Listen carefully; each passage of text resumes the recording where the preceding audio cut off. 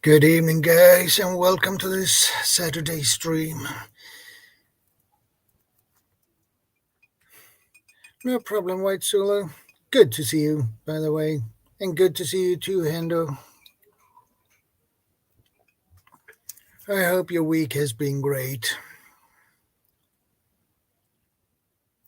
My week has been a little bit of a strange, but it's okay. It works with me. It works for me.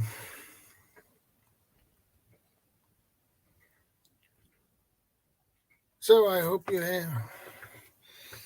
are doing good, White Solo.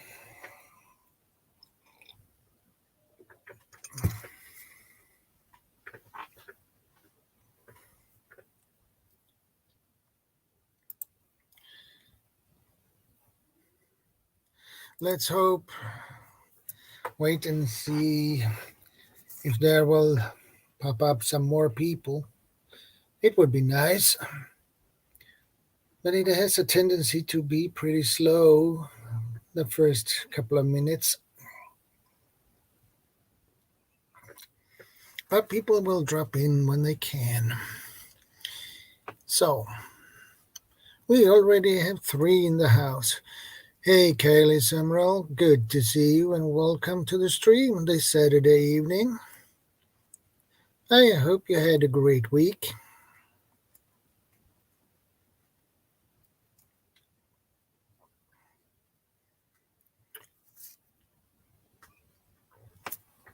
How are you doing, Kaylee?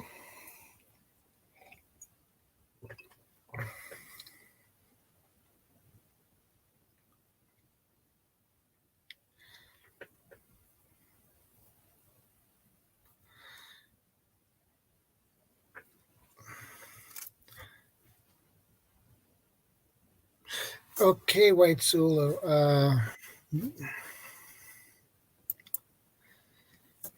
Hey, PV, good to see you.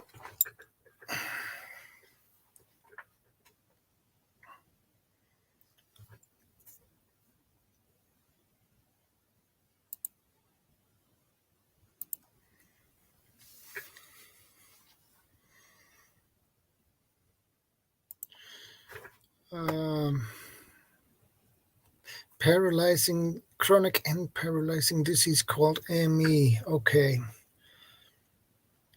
That sounds like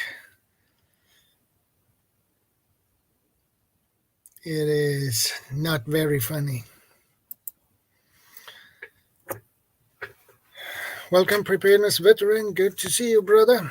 Hey, how you doing? Can you hear me? Yeah, I can hear you loud and clear. Good stuff, good stuff. How you getting on? Yeah. All right? Yeah, I'm doing good. This week has been. I thought I could upload another video at Wednesday, but that messed up because something else came up. And I thought I could do it to yesterday, but well, other things came up, so I couldn't. So here we are with the stream instead. Yeah, no probs. Yeah, I need to do a video, I think, soon. But yeah, I might just throw one out this week, see what happens. Yeah. Hey, Samson Expat. Good to see you, brother. How are you doing? Welcome to the stream. So, what are you talking about this week, Shadow? Natural remedies. Actually, natural remedies. Right. Well, it's a good topic. So, what do you personally take anything natural as opposed to any over-the-counter medicine? Well,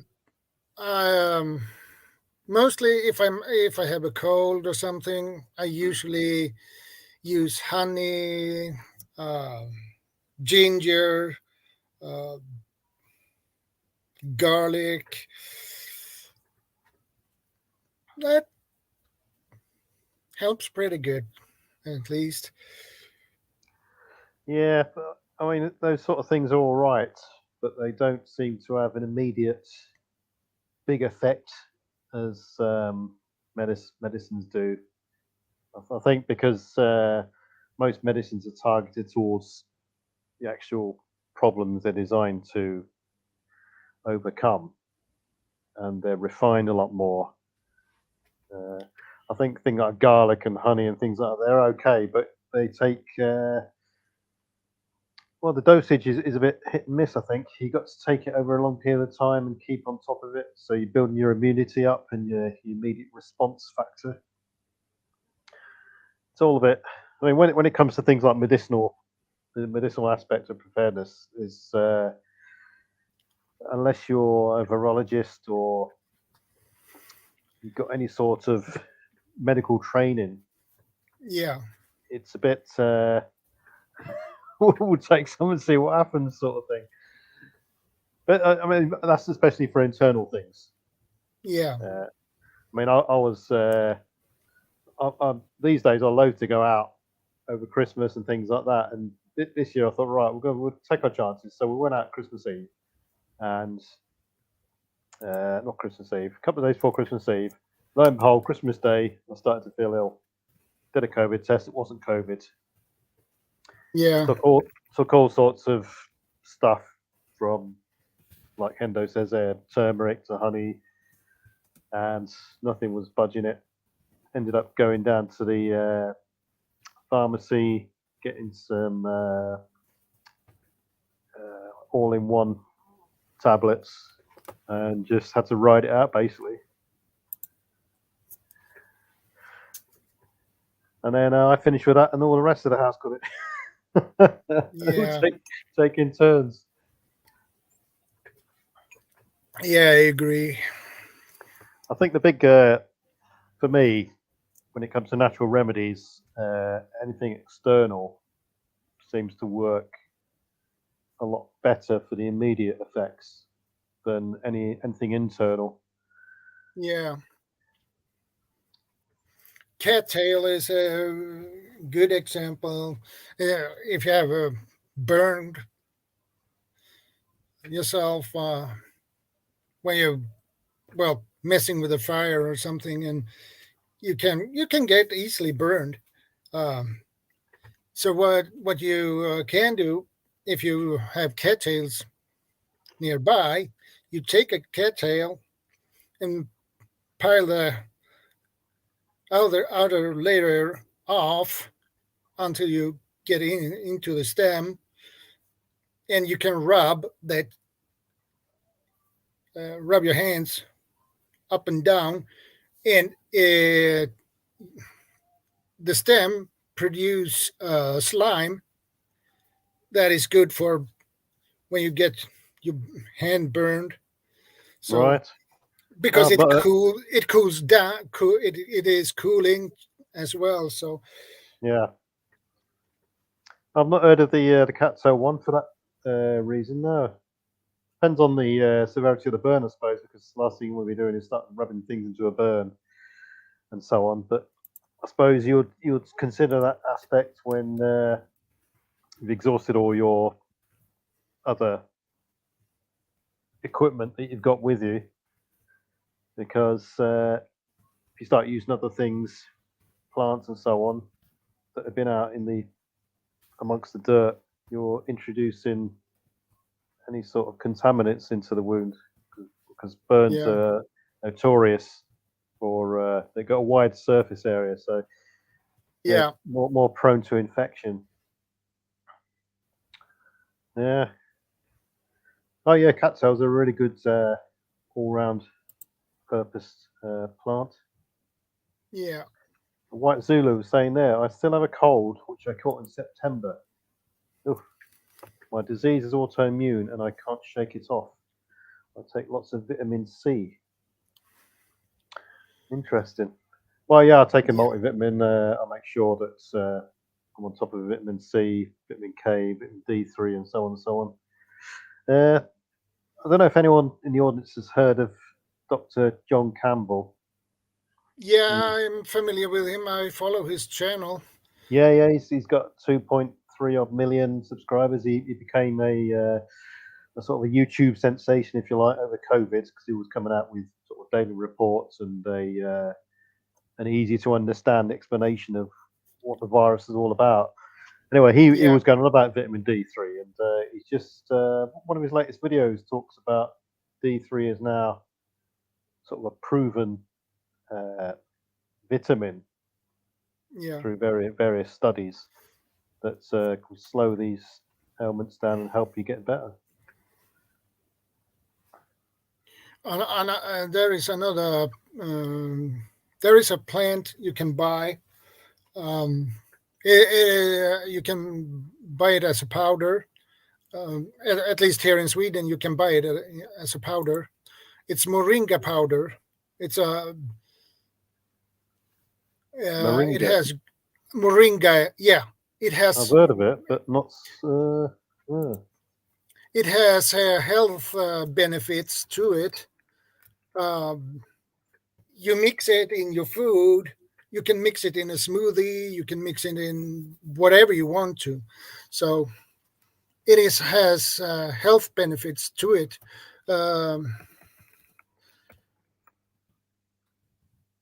I'm gonna see if I can find. Yeah, I've not heard of that one. I'll delve into it. Yeah, White Zulu there, aloe vera plant. Yeah, that's I've got an arrow. That's a brilliant sort of remedy for burns. I think that's one of the only things I'd put directly onto a burn, because you can buy aloe vera refined gel in tubes, which is a good, definitely something good to put on burns. I carry in my every medical first aid kit I've got, I carry a roll of cling film with me to wrap around the burn if it gets burnt out in with fires and stuff like that, because it instantly covers the burn, and whilst you cover the burn, you're protecting it from any contaminants. Obviously, after you've initially washed it out, you're protecting any contaminants getting in there, and you can see through the cling film, see the state of the burn, and you can also keep cooling the burn down as over the top of the cling film.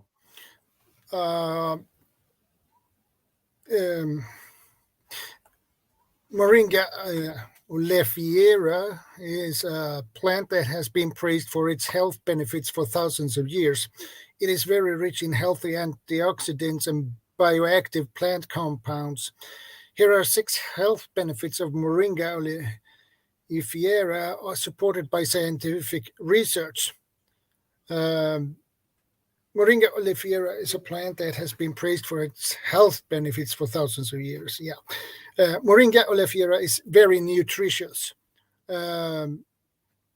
It contains a lot of vitamins, basically, and minerals and antioxidants and whatever you need, whatever your body needs. It goes by a variety of names, such as drumstick tree, horseradish tree, or benoil tree. Almost all parts of the tree are eaten or used as ingredients in traditional herbal medicines. This especially applies to the leaves and pods, which are commonly eaten in parts of India and Africa. Below is a photo of Moringa oleifera leaves, powder, and capsules.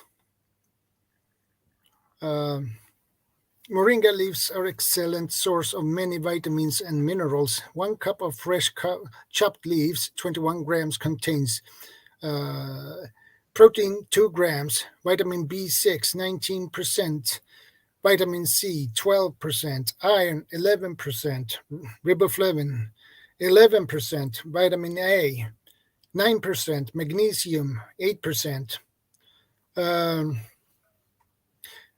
In Western countries, the dried leaves are sold as dietary supplements, either in powder or capsule form.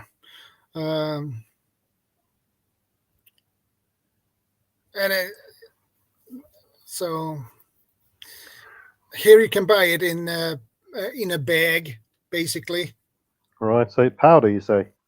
Yeah. And then you mix it with water and into a paste? you can use mix it in a strawberry smoothie or banana smoothie, in oatmeal, whatever you want to. Right. So you You primarily can drinking it. you can eat it. You can drink, make a tea of it if you have the leaves.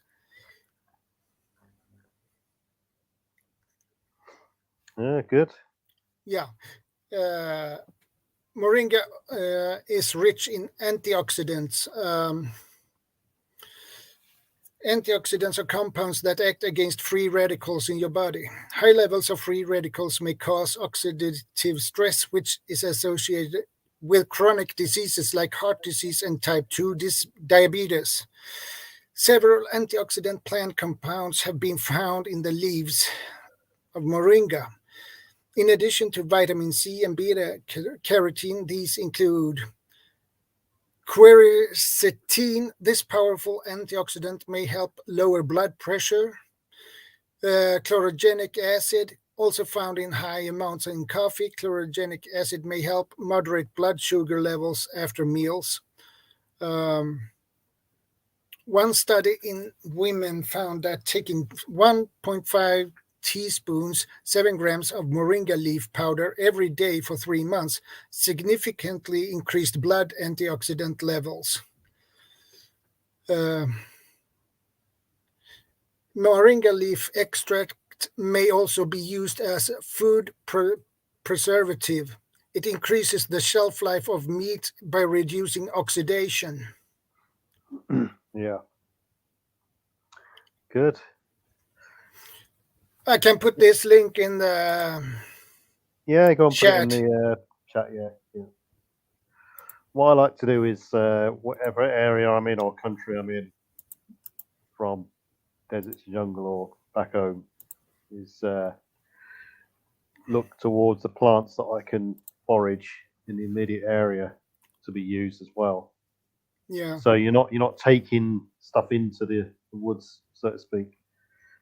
Yeah. So, for instance, I mean, if you got diarrhea or anything like that, and it's the autumn time or in late September in Britain, you can take blackberries to help solidify or harden the stools up more, things like that.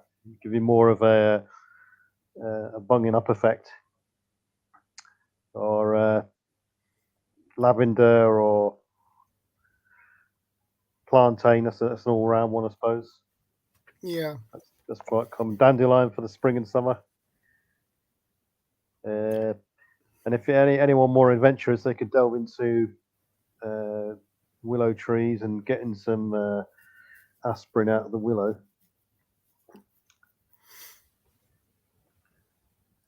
In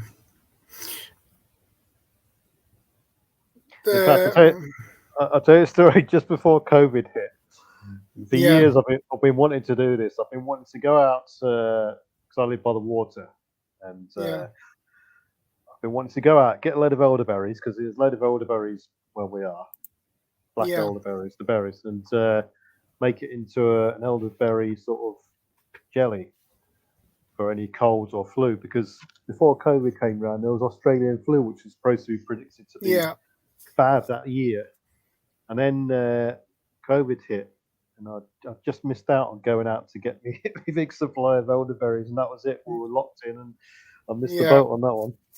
Yeah. Moringa may lower blood sugar levels. High blood sugar can be a serious health problem. In fact, it's the main characteristic of diabetes. Over time, high blood sugar levels raise the risk of many serious health problems, including heart disease. For this reason, it's important to keep your blood sugar within healthy limits. Interestingly, several studies have shown that Moringa oleifera may help lower blood sugar levels. However, most of the evidence is based on animal studies. Only a few human-based studies exist, and they are generally of low quality. One study in 30 women showed that taking 1.5 teaspoons of moringa leaf powder every day for 3 months reduces fasting blood sugar levels by 13.5% on average. Another small study in 6 people with diabetes found that adding 50 grams of moringa leaves to a meal reduced the rise in blood sugar by 21%.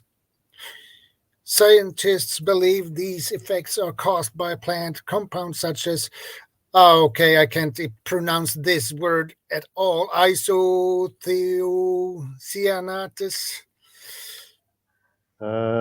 I can't see this text at the moment. I'm in 240p. Yeah, So let's have a look where we're looking. Oh, hang on a second. Yeah, I'll just go to 480p.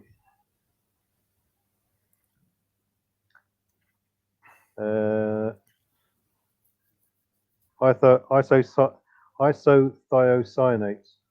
yeah.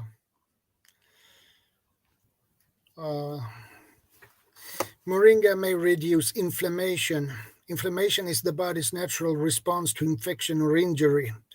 It's an essential protective mechanism, but may become a major health issue if it continues over a long period of time. In fact, sustained inflammation is linked to many chronic health problems, including heart disease and cancer. Most whole fruits, vegetables, herbs, and spices have anti inflammatory properties. However, the degree to which they can help depends on the types and amounts of anti inflammatory compounds they contain.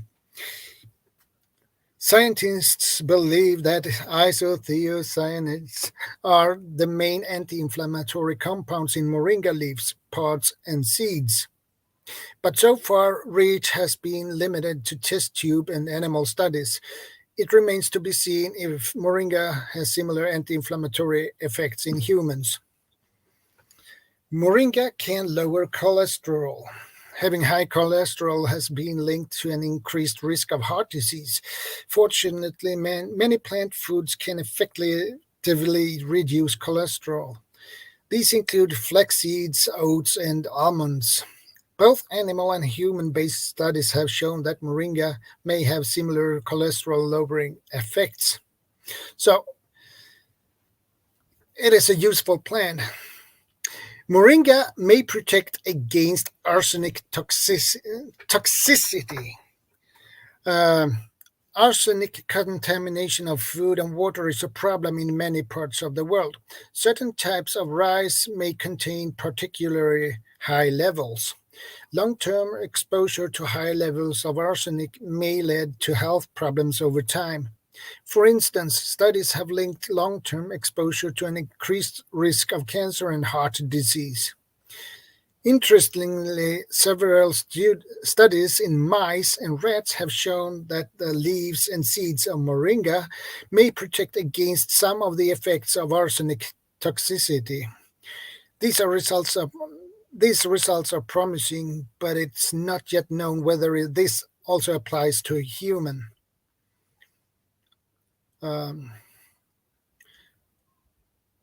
so you Yeah, can do your own research on moringa plant and the effects. The other interesting thing moringa has is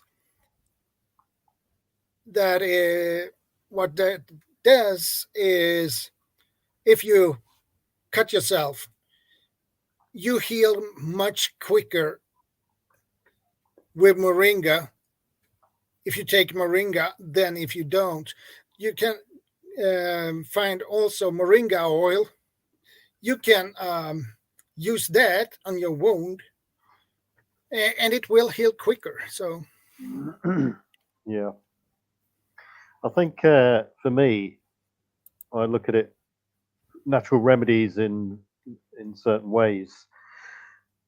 I mean, I'm in a state of preparedness at the moment, so I'm not going to jump straight to the natural remedy immediately. However, I'll reserve that knowledge for long-term grid down SHTF when the yeah, medical supplies have gone, they've run out, and the only choice then is to either sustain and put up with the ailment you've got, uh, plants to forage, in which you can therefore formulate your own natural remedy from those plants. or if you don't like taking manufactured synthetic drugs and pills from the doctor, for instance, you can take in the longer term your natural remedies now to help your immune system bolster that up and protect you from any ailments that way. But whilst there's medical intervention available, I think natural remedies only go a certain way, preventative way. Because if people aren't careful, they'll open themselves up for things that would have been preventable, if you see what I mean, like infections and so on. I mean, I've got. Do you store at all colloidal silver? No, I don't.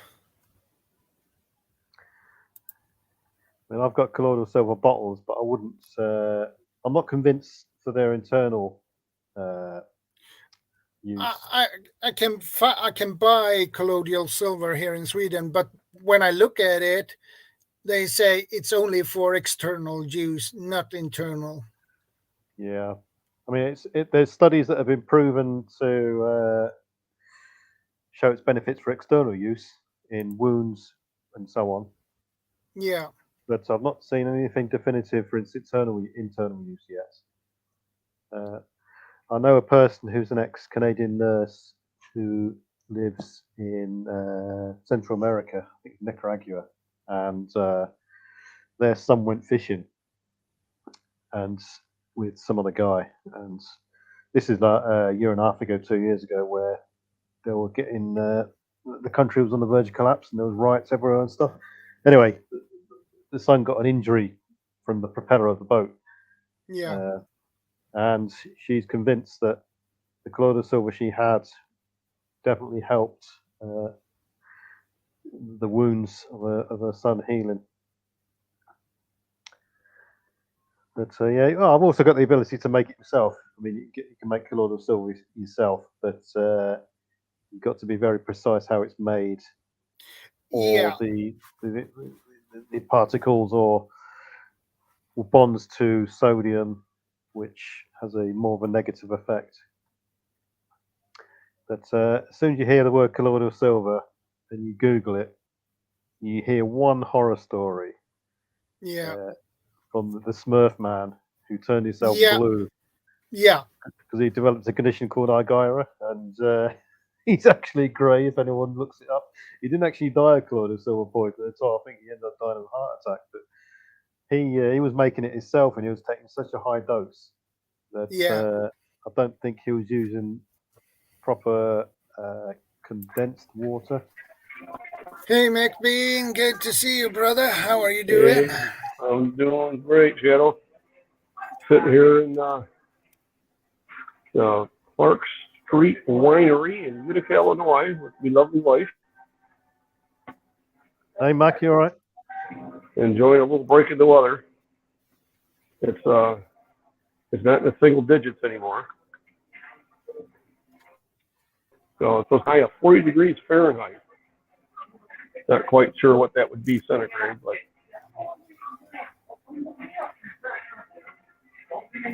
can you hear me? Yeah, we can hear you. Oh, okay. We have minus 16 degrees Celsius here. So that's pretty cold. It's plus 9 degrees C here. Yeah.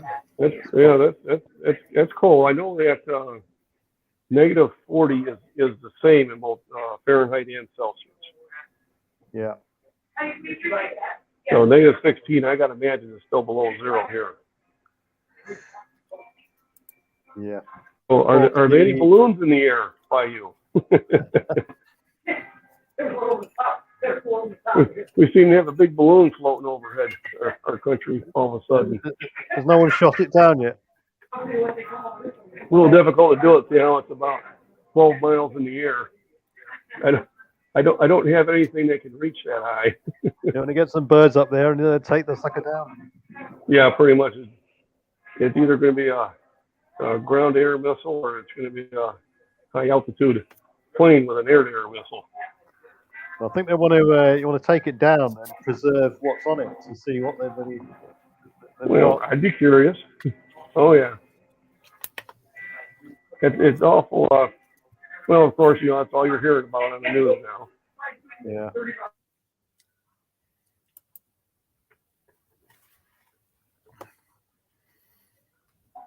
Okay, now I'm back. I can't see. Wow, I'm on my phone, so I can't see any of the messages. My vision's not that good. Yeah, I know the feeling. So we're just out enjoying the day, having an IPA and wife's having a glass of wine, and then we'll go shopping and then go home. Well, that sounds good. Yeah.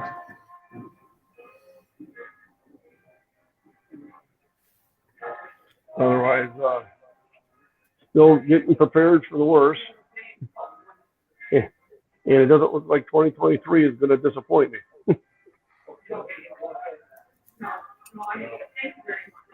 Yeah, we thought 2022 was bad enough, and 2021, 2023 has got all the signs of being worse. 2023 said, "Hold my beer." Yeah. But hello to everybody, and please make sure you like, subscribe, and share this ShadowScoutSwede. It's a wonderful channel. Yeah. And I hope everybody has a safe and, well, I would say warm weekend, but it looks like that's going to happen for you guys. Yeah, we will have it pretty cool next week too. So We're supposed to see some 40 degrees for the next week or so. So hopefully it's going to start switching over, but we can still get a blast. Spring really isn't here until about April or May. You get a few warm days and everybody thinks it's over, and then Mother Nature corrects them.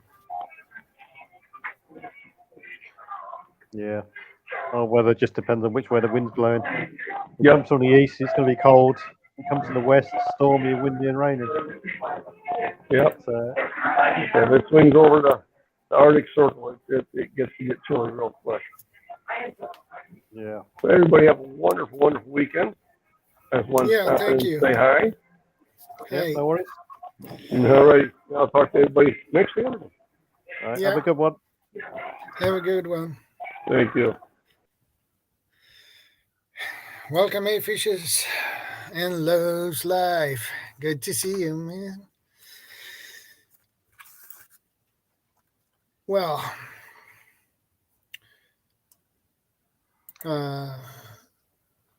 Yeah, so, Thor had a go on, sorry. yeah. Thor has some of the weeds we collect in our yard each year is yarrow, burdock, raspberry leaves, mullein, as well as ton of medicinal plants, flowers we planted. Well, it's good. Yeah, as long as you know how to use it and use them. I think the approach, that's the sort of approach you got to aim for, is to look what's around you and see. Then you can delve into what you can use then, because once something's grown around you, you've got a supply there which can continue on, especially in the longer term. And it doesn't necessarily have to be an SHCF event. I mean, you could be miles away from medical help. Yeah. And there could be something there which you could use straight away. Like I say, elderberries, for instance, you could pick them every autumn and prepare them, and that's it for the rest of the winter then. Or your blackberries, the antioxidants, and the berries in the autumn. Yeah. But unfortunately, this time of year in Britain, I mean, the snow's gone here now. It's quite mild. It's 9 degrees C. There's quite a few plants you can still use, but not that many. It's not until spring where all these things really come into their own. Yeah, I agree. Hey, Vanessa Kitty, good to see you.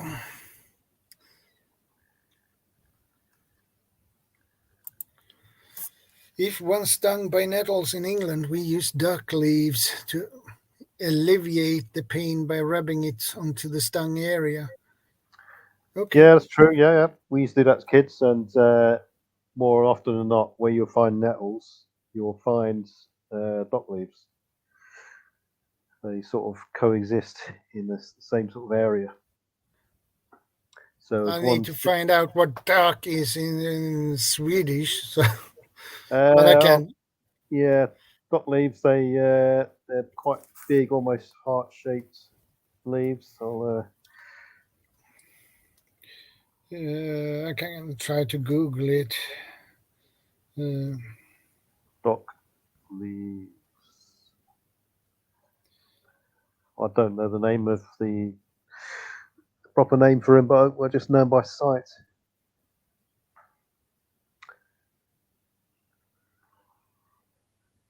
The broadleaf dock, easily recognised by their large leaves and distinctive seed heads. These leaves are edible and used for herbal remedies and dyeing.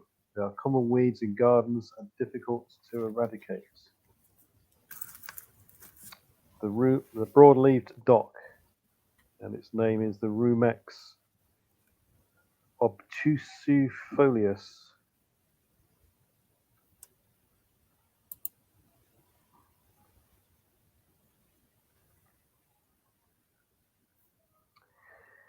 Yeah, I think it's. I started off. I mean, I'm no horticulturalist, but I started off with 3 or 4 plants that I could identify, find out what they can do for you. What can you eat them? Will they do any remedies for you? And then you can get a book, which you can then delve into all the plants around you, I suppose. But there's so many out there. It's like trees.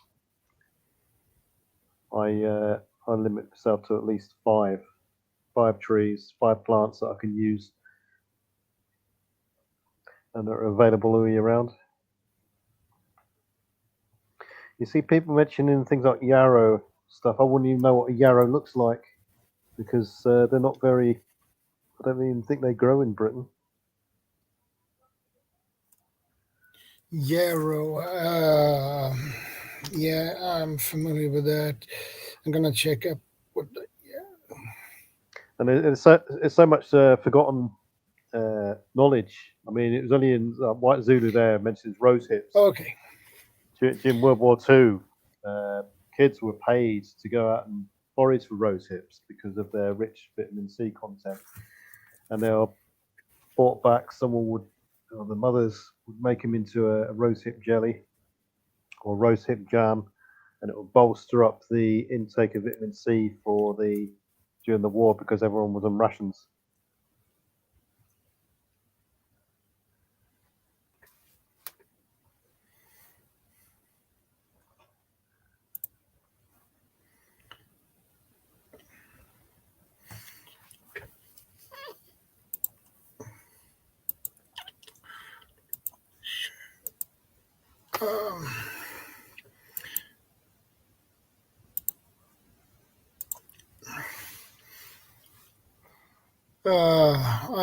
I've searched for this Doc. This website is in the description box. Natural remedies for everyday illness. Yeah. Natural remedies for cough and sore throat. Tea. Teas with ingredients like licorice and slippery elm have throat-coating properties that help reduce irritation. Honey, its throat-coating properties can soothe sore throats and suppress coughs. Have some on a spoon or stir it into a tea.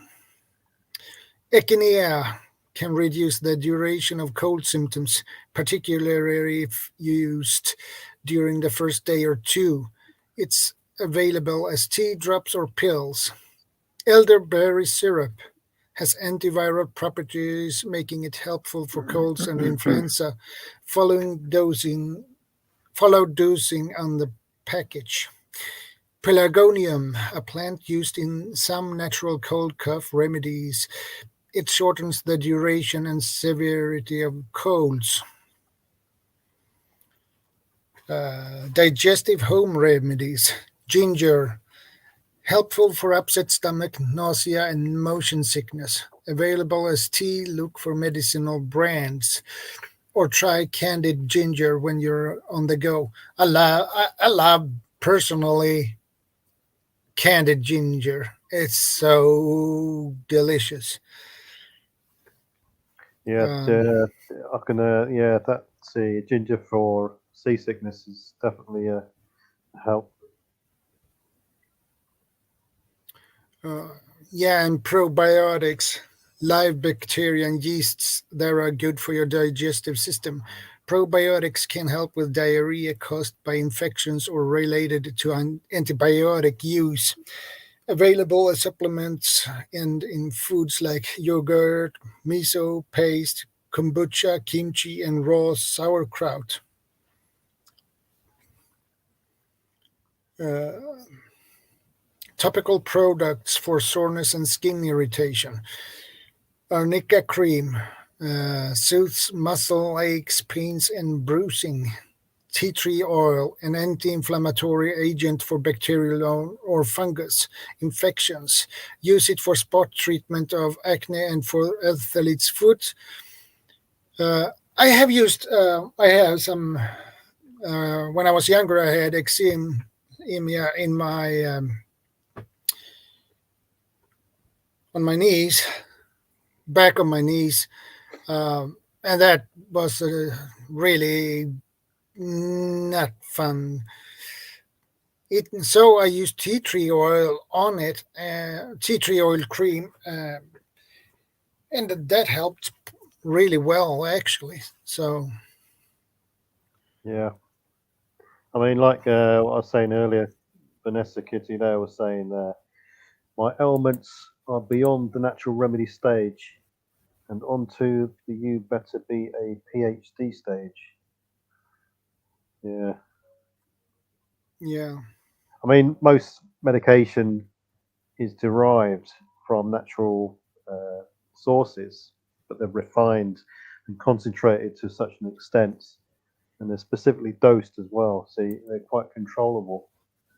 The only yeah, issue with many the foraging aspects of uh, going out there and grabbing handfuls of natural remedies and plants is you don't exactly know what dosage you're going to get when you take it unless you've gone through a trial and error process beforehand. I yeah, mean, we all know aspirin comes from willow bark, yeah, but how many people actually know the actual amount of willow bark to process and steep in water and so on to actually be the equivalent of two aspirins? You know what I mean?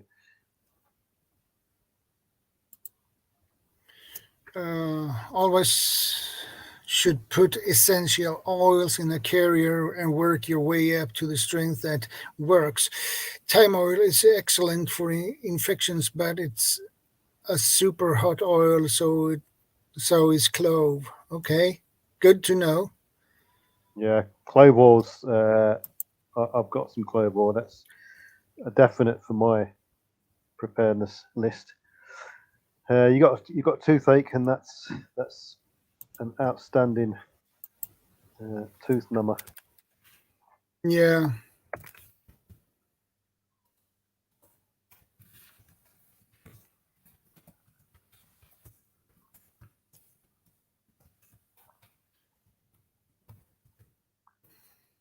Um, Natural remedies for anxiety: St John's wort that grows everywhere in Britain, and not a lot of people actually know what it looks like. It's a five-leafed yellow flower plant. uh,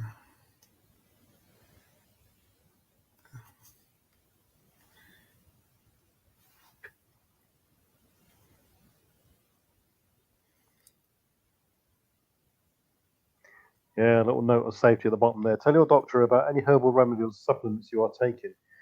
Consult your doctor before using or adding herbal remedies if you're pregnant, breastfeeding, or taking prescription medicines, because they like can I have say, nasty side effects. yeah, like I say, the most over-the-counter stuff is derived from natural remedies as well, and you can just be adding to the dosage.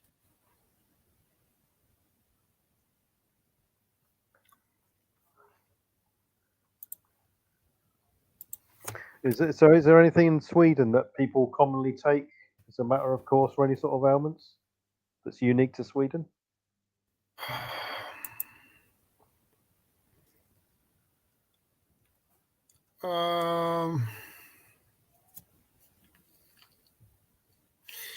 Is that a plant or something? Yeah, anything.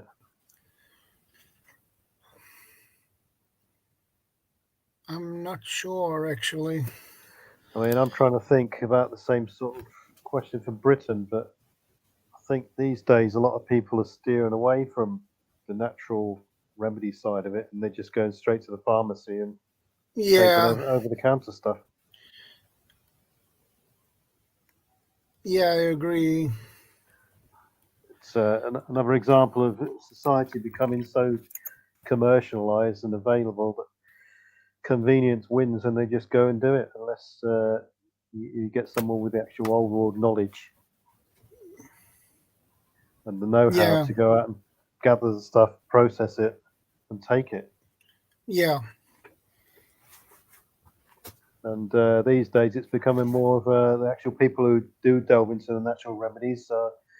The people who turn it into a hobby, foragers and yeah. so on.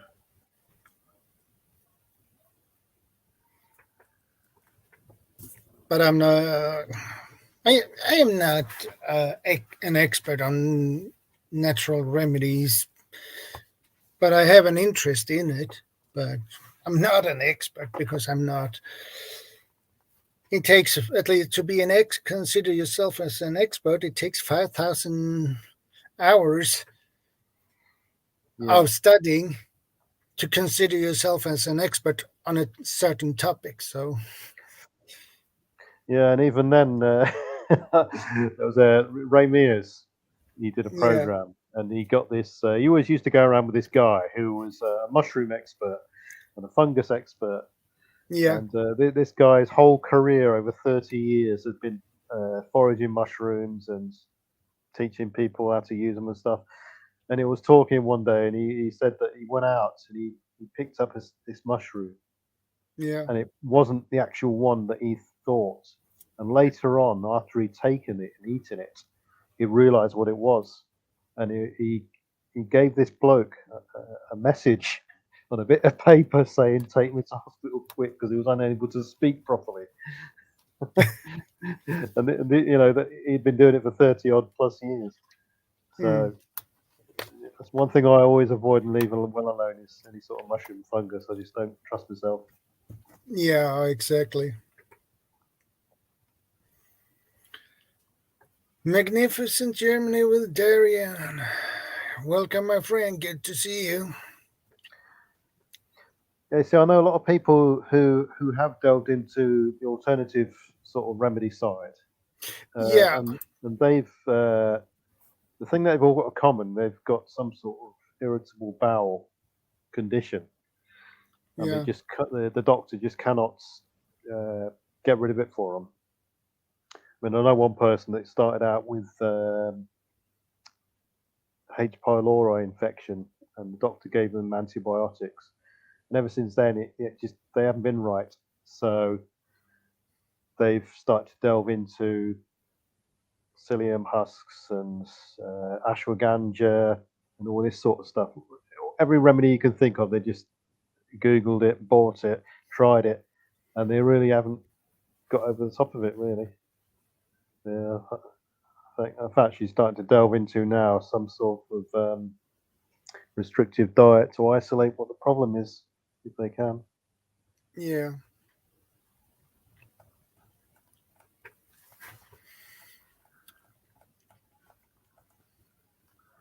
Yeah, H. pylori infections, they do you go to the doctor with a suspected irritable bowel, they suspect you've got H. pylori. They give you a breath test. You blow into some sort of device, and it will tell you whether or not you've got H. pylori infection.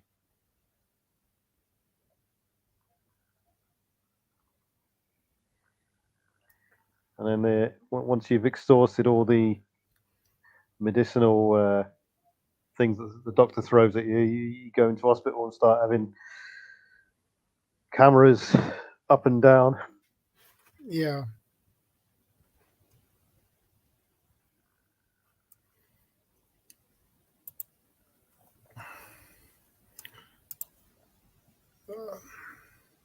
I have another website. Yeah.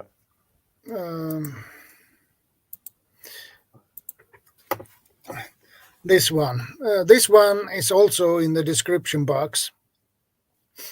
9 home remedies backed by science. Right.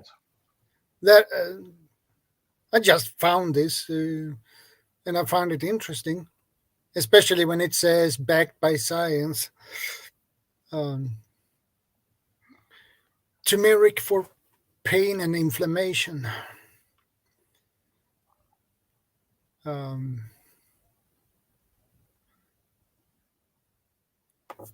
Turmeric for pain. Someone told me once that if you, when they swear by it, is chili oil on wounds to stop pain. I haven't actually delved into it, but I forgot all about that one. Chili oil. You need, is that olive oil or what kind of oil is it? Chili from chili peppers. Chili. You extract the oil from the chili pepper. Yeah. Oh, okay.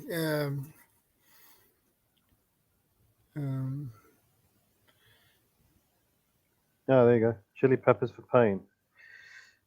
An active component for pain and soreness. Yeah. You even have a little recipe on how to make coconut oil cream. So they're mixing it up as some sort of salve with coconut oil. Yeah. So that will come out with a similar sort of effect as tiger balm, I should imagine. Yeah, tiger balm is really nice. Have you tried the white tiger balm? No, only the orange one. Yeah, you get the orangey red one, and you get the white tiger balm, and the white one is more or less specifically for headaches. Okay. If you get a headache, you put a bit of white tiger balm on your finger, and you rub it on your temples, and it's supposed to alleviate the headache. Good to know. I didn't know that, but yeah, it's always worth getting a little pot of it and stashing it in the SHTF medicine cupboard.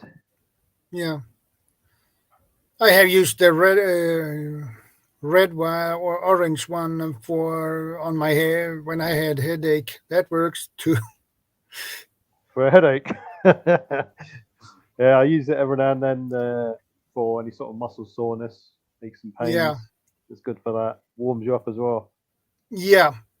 It cooling first and then you feel the heat. Yeah. Make sure you wash your hands after. Yeah. Don't put your fingers in your eyes, and if your eyes are itchy, not with a finger. Watch it when you go to the toilet. Yeah. Yeah, I made that mistake too. Yeah.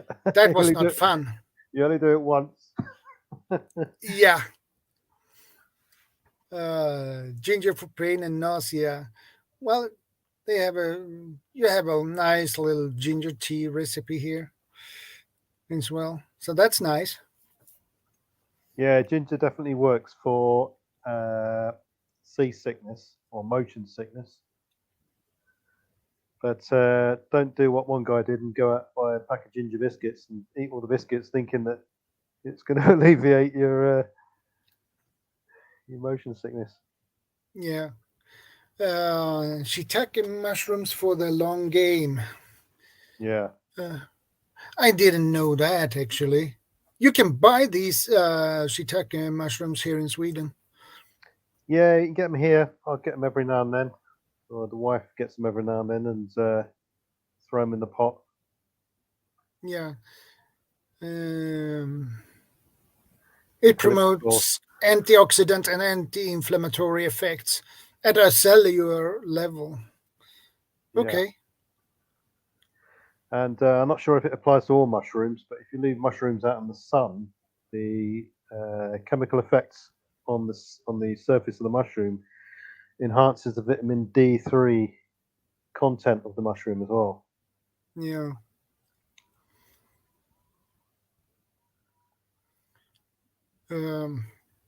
This one is famous.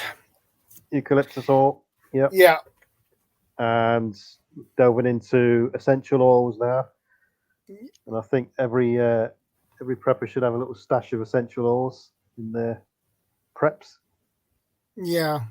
That is something I need to get some, because I don't have any essential oils at home. So yeah, I mean they're really good because they don't take up a lot of space, and 5 or 6 is all you need really to cover most bases. Yeah. And if anyone's in any doubt as to what type of essential oil to get lavender oil, because that covers a lot of. That's like a broad spectrum oil, if you like, lavender. Yeah. So if anyone's unsure what type of oil to get, start off with lavender, go from there. Eucalyptus, peppermint, yep.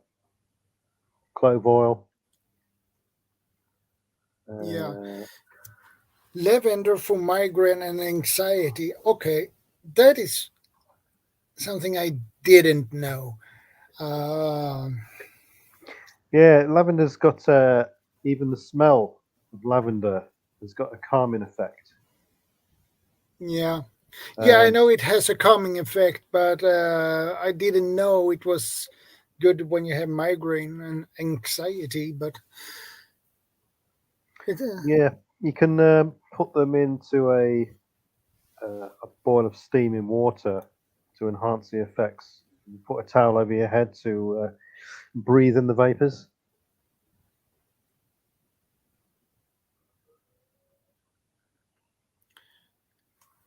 And it's a little caution here, note here. While lavender is a powerful plant, it can come with side effects. Directly applying essential oil without diluting it may irritate the skin or potentially affect hormone levels. Always diffuse and dilute essential oils before use. Yeah. Right. I've not heard about the hormone level aspect of it. It's good to know. Mint for muscle pain and digestion. Mint, as common as it sounds, it isn't simple. Depending on the type, it can provide different uses and benefits. Yeah. For pain, you'll want to look for wintergreen, which has a methyl salicylate and compound that may work similarly to capsaicin. Okay. Applying it can feel like a cool burn before the numbing effect takes place. Yeah. I've got some Japanese peppermint oil. And that's really my mother had stuff. that. Yeah, my mother had the Japanese peppermint oil, and she used it on me when I had some issues. Especially when I had headache or something, and we didn't have anything else. And if the painkillers didn't work, she put out something extra. So it helped pretty good, actually. Yeah, headache. You can put a bit under your nose as decongestion. If you've got blocked up nose, and it helps with certain stomach ailments as well.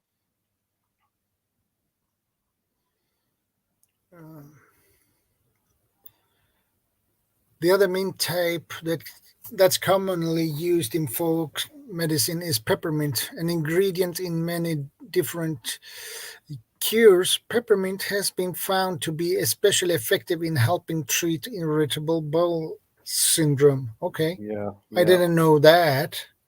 yeah. The only problem with that is you've got to get the peppermint to the area in which the IBS is occurring. So if it's in your your transverse colon, for instance, the Yeah, horizontal bit of the colon, the peppermint oil might not survive your stomach and the intestines before it gets to your bowel. So you get when you get tablets from over-the-counter medicine, you get these. I think they're called enteric coated tablets. The tablets which contain the peppermint oil, which survive the transition through your body, and by the time it gets to your large bowel, then it sort of dissolves and does what it needs to do.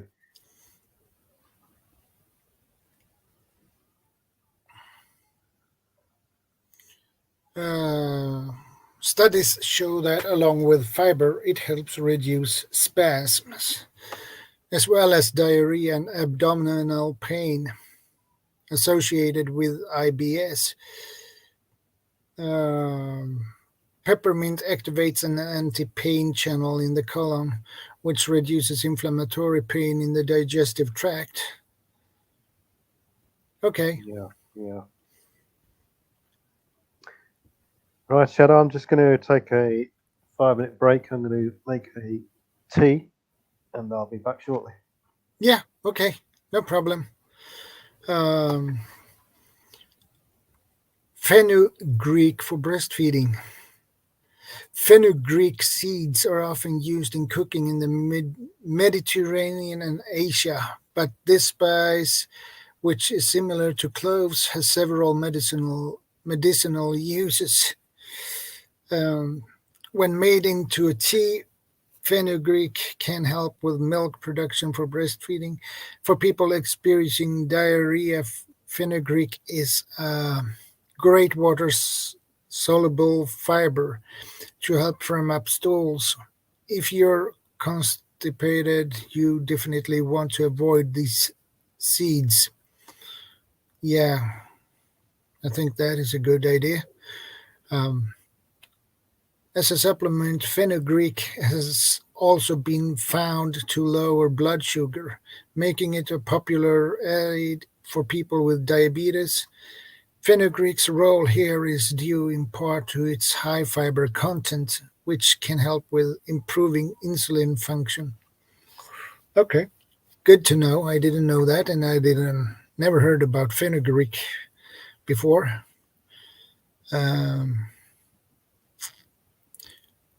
Fenugreek is often ground and used in curries, dry rubs, and in teas. You can add it to your yogurt for a small savory taste or sprinkle it over your salads.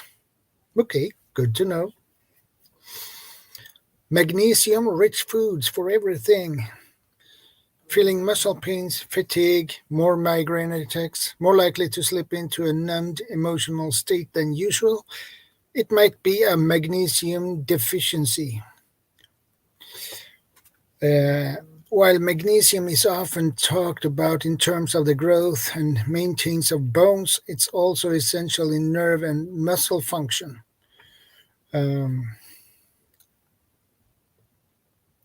But studies show that almost a half of the US population doesn't get their required amount of magnesium.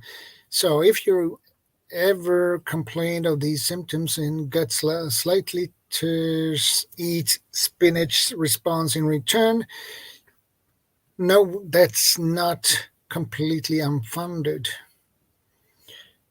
Spinach, almonds, avocados, and even dark chocolate are all rich in magnesium.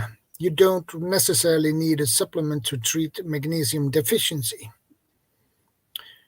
When it comes to mood, magnesium may also help. Magnesium works with the parasympathetic sympathetic nervous system, which keeps you calm and relaxed, suggesting that having a magnesium-rich diet might aid in stress relief. Good to know. Foods high in magnesium: lentils, beans, chickpeas, and peas, tofu, whole grains, fatty fish like salmon, mackerel, and halibut, bananas.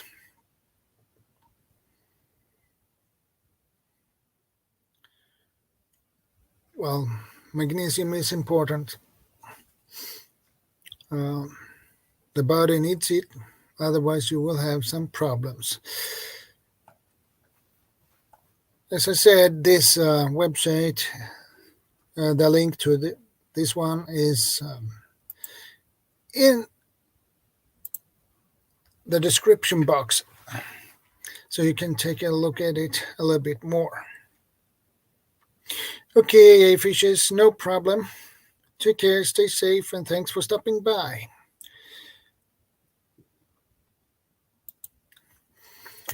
I don't know, but every time our scientists do try to solve problems and figure the pathways of a disease. Yeah.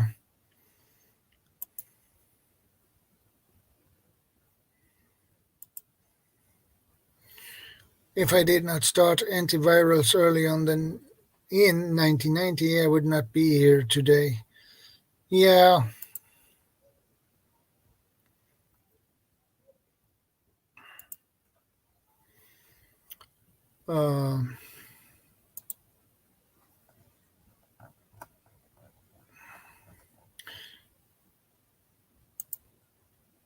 I have also a third website I just want to share with you guys.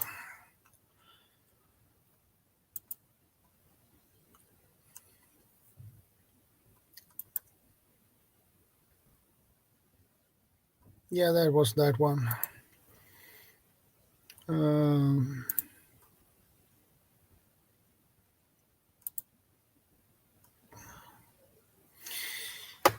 10 health benefits of moringa, according to nutritionists.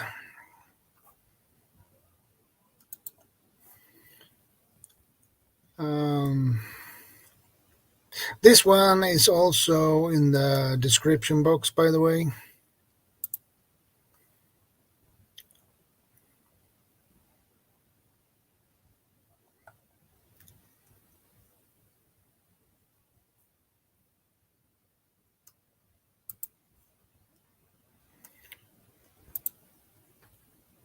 They think now migraines may be caused by some kind of calcium receptor in brain,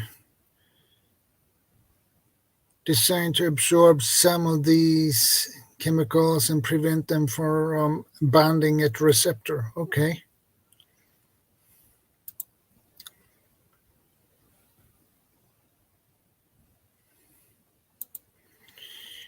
Interesting stuff. Yeah, it is. It took years to figure out the pathways for the diarrhea and the migraines. A-OK Foraging and Adventures. Good to see you, my friend. Okay, Shadow, I'm back. Yeah, welcome back, by the way.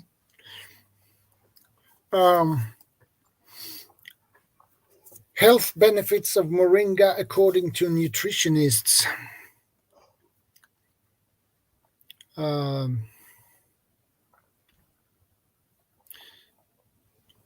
This is also in the description box, by the way. So every part of the moringa plant is edible. Moringa leaves, seeds, bark, roots, sap, and flowers are widely used in traditional medicine, and the leaves and immature seed pods are used as food products, says Jones. The most used part of the plant is the edible leaves, and in the United States, the dried leaves are sold as dietary supplements, either in a powdered or capsule form. Modern benefits of moringa. Modern medicine continues to confirm many of its nutritional and health benefits. Here are the top health benefits of moringa and creative ways to use it. It is extremely nutritious.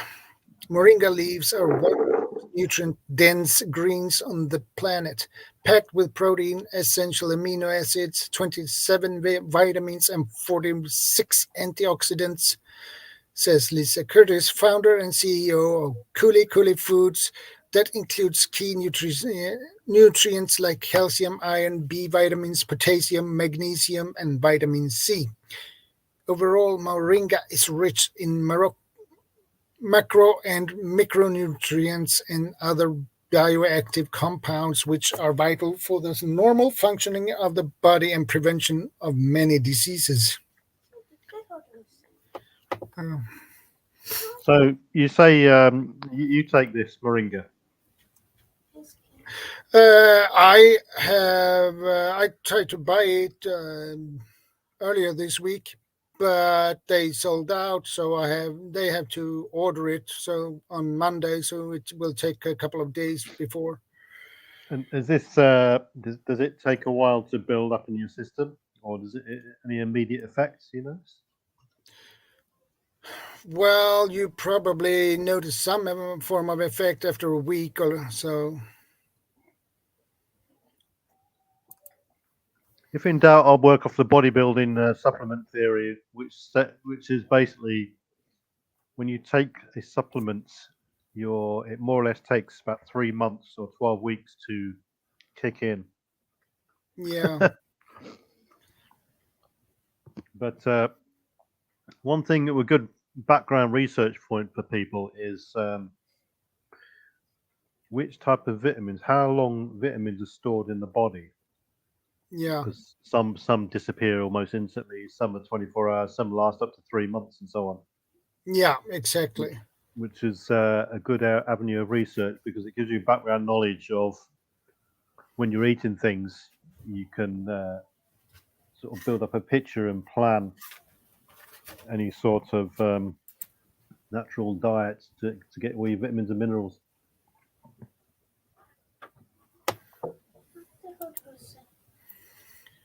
AOK says moringa in raw form tastes horrible, but it's nutritious. Yeah, I tried. You ever heard of matcha tea?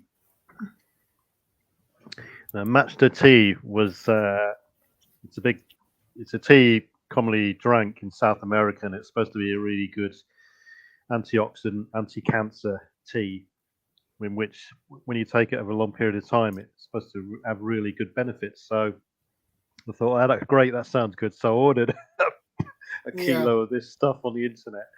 It arrived, I had the first matcha tea, a cup, and it just tasted so foul. It was just like drinking fag ash with water in, it's just disgusting. Yeah. an acquired taste, so to speak. Yeah.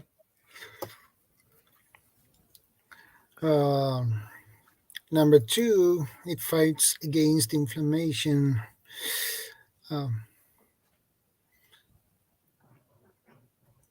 Inflammation is a physiological response that happens in the body to protect against infection and restore body tissue injury. Moringa contains inflammation-fighting nutrients, including phytonutrients, antioxidants, and antibacterial compounds. Together, these powerful compounds fight inflammation in the body by targeting free radicals, compounds that damage cells, and as a result reduces oxidative stress, inflammation, and fight disease. 2 compounds of note are quercetin, a potent antioxidant and anti-inflammatory agent, and isothiocyanins, which aid in detoxification and have anti-inflammatory effects. One study suggests that these specific compounds found in moringa may help alleviate low-grade inflammation associated with chronic diseases. Okay, yeah, I'm not so sure about that number 3, but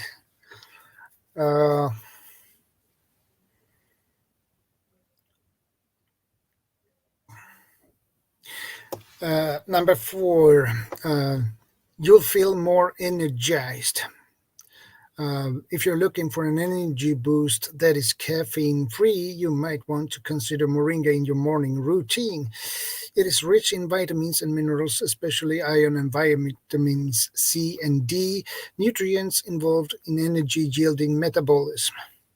Moringa also contains B vitamins, which help sustain long term energy and supports healthy metabolic processes. And the great news is you won't be left with energy crashes, jitters, or anxious feelings, which are common side effects of caffeinated beverages. I can agree with that.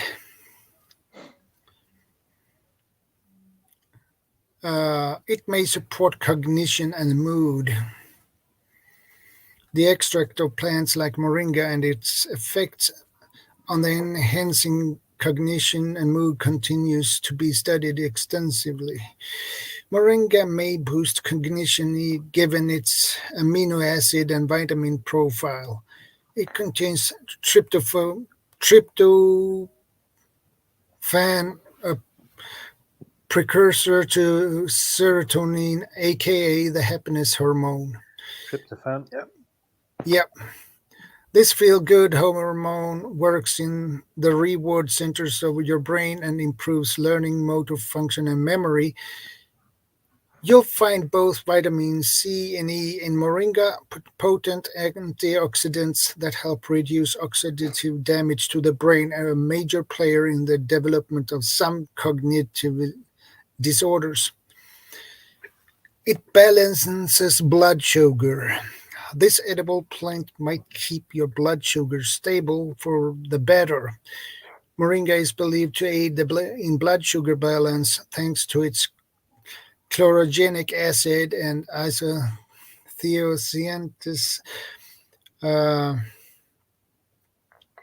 Chlorogenic acid can potentially control blood sugar levels by regulating the cell's uptake or release of glucose following a meal. Smith adds that studies have supported the use of moringa to aid in blood sugar balance with positive effects on fasting blood sugar levels, insulin levels, HbA1c, and overall blood glucose, controlling those that consume moringa powder. It has anti-aging properties. Although there's no shame in aging, moringa is packed with antioxidants like flavonoids, and polyphenols, which may combat premature wrinkles and keep your skin looking youthful, according to research. Its compounds have powerful anti-inflammatory effects, and its anti-aging benefits on skincare are promising, but additional research is needed. Yeah, it may reduce blood pressure. If you struggle with high blood pressure, adding moringa to your diet regularly might make a difference, especially when your routine includes exercise and nutrient-rich diet. Moringa powder has antihypertensive properties because it contains quercetin. This antioxidant decreases oxidative stress on the heart and helps to stabilize blood pressure management systems in the body. If you are taking blood pressure medications, you'll want to speak to your healthcare provider before considering moringa, as it may result in your blood pressure becoming too low. It can help with digestion as well.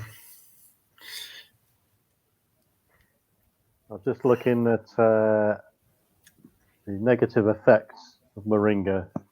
It says moringa has laxative properties. In large quantities, it can cause stomach upsets, gaseous distension, diarrhea, and heartburn. Yeah. If you don't like the taste, it may activate your gag reflex. Avoid consuming too much, as it can cause nausea. Yeah. And it also says, this is from the WebMD, should its safety be used as a medicine in the short term? Products containing moringa leaf have been used for up to 6 months. Products containing moringa seed can be used for up to 3 weeks. So there's different strengths involved. This is what I was saying earlier about the trial and error effect of this sort of thing. You've got to sort of test it, so to speak, and get your dosage right.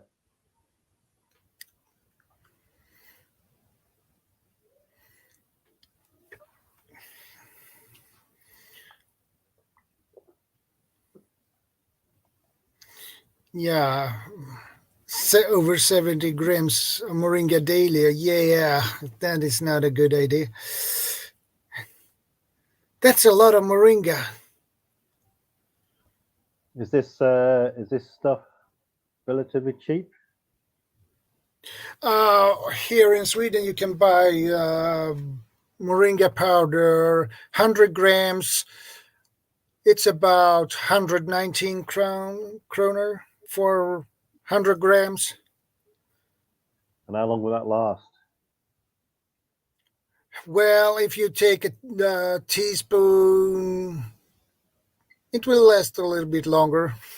Does it store well, does it? I have no idea, actually. I have no idea.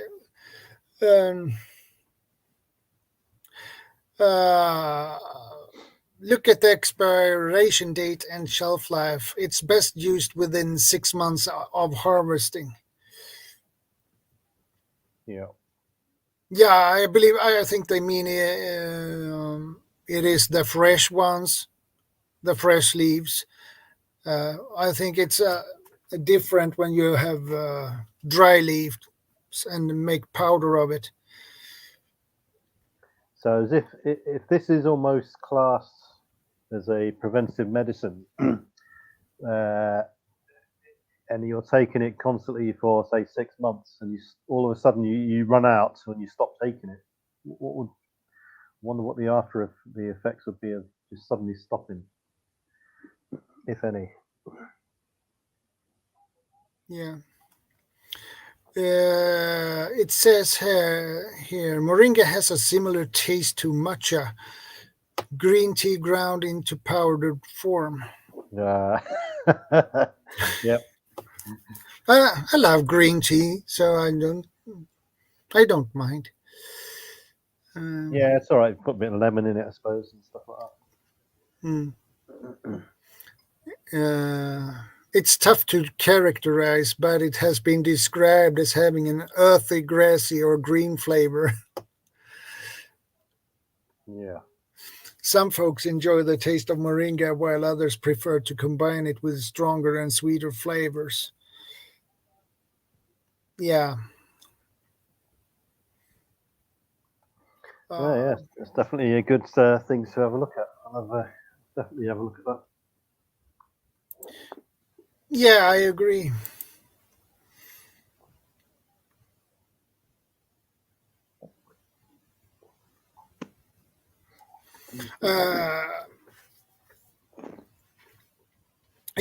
One of our we have a company who at work who cleans the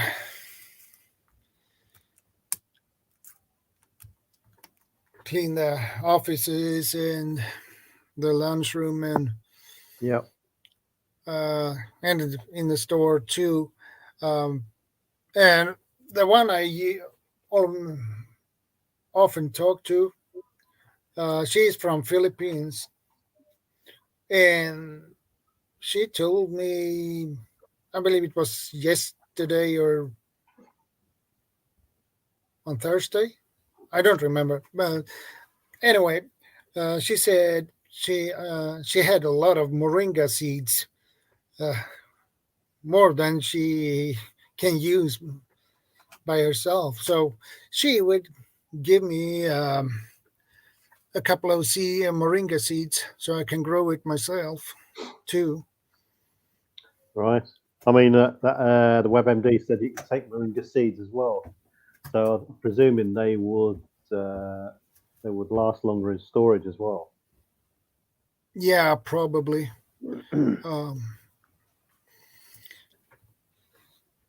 So she's told me, and I asked her, when you put them in the soil and begin to grow them. Well, she said, you put them in the soil now, and they need a lot of. The problem with moringa is when you're growing them by yourself is they need a lot of light. So Right. yeah, you put them in a window where the sun is coming in most of the day, so they need a lot of light. So Yeah. Have a look at when you get the opportunity. Have a look at the baobab. Have you heard of baobab tree? yeah, it sounds familiar. It's supposed to be in Africa. It's called the tree of life. It's a pretty Guardian isn't here because he will know what I'm talking about when it comes to baobab powder you can buy, Yeah, and that's good for all sorts of stuff. I'm just looking at the page for it now just to remind myself. High in vitamin C, rich prebiotic fiber, a good source of vegan calcium, 4 times the potassium of banana, good source of magnesium, full of antioxidants, skin nutrients, healthy weight management, low glycemic index, supports gut health, promotes skin growth, immune boosting powerhouse, and so on and so on and so on. yeah, There's so many out there, but you just got to either find someone with the knowledge to know all about them, or you got to have time to read all about these plants. I think it all comes back down to look what's in your backyard, see what you can get the most out of your plants in your backyard. I suppose you've heard the story of the Spanish conquistadors who went across to South America and they had the vitamin C deficiency. yeah, And little known to them, they were sat under pine trees, which they could have made pine needle tea out of and so on to give them the vitamin C boost and treat their ailments. So we're all coming down with scurvy.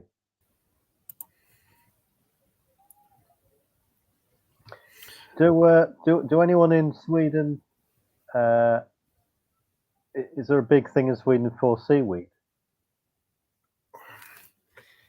not that much. But if you like sushi, well, you usually get some seaweed with it. Yeah. I like seaweed. I don't mind. So seaweed is really good. I like the taste of it. I'm surprised that coastal countries don't have more of a seaweed thing going on.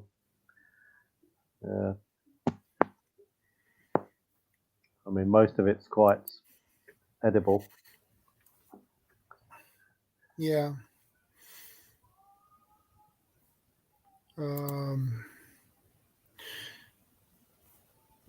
We have, I don't know the English name for it.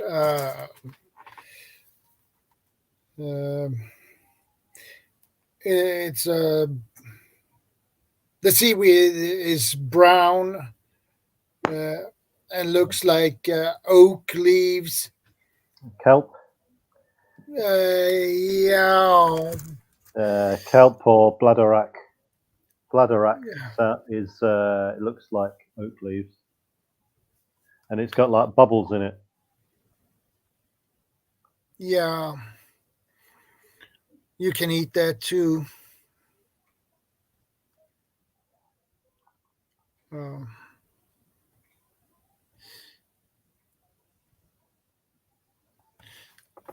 I was thinking about rooibos. It's actually rooibos is actually a bush in that comes from South Africa, actually. Rooibos. Oh, yeah, rooibos. Right.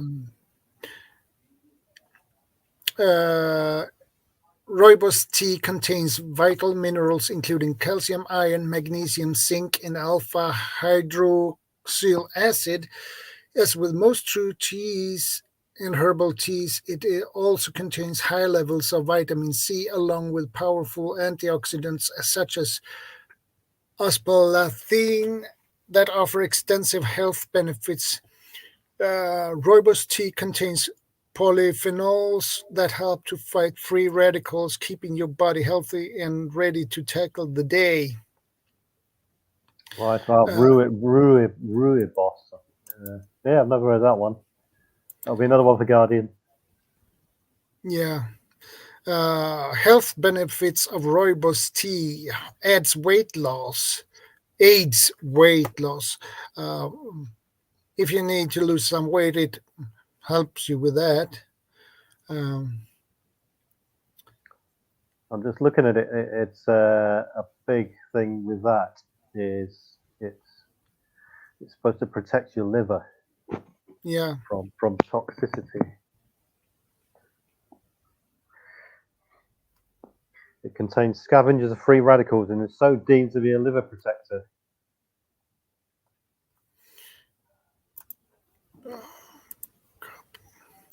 I put that in the chat too. That link to that page too. So yeah.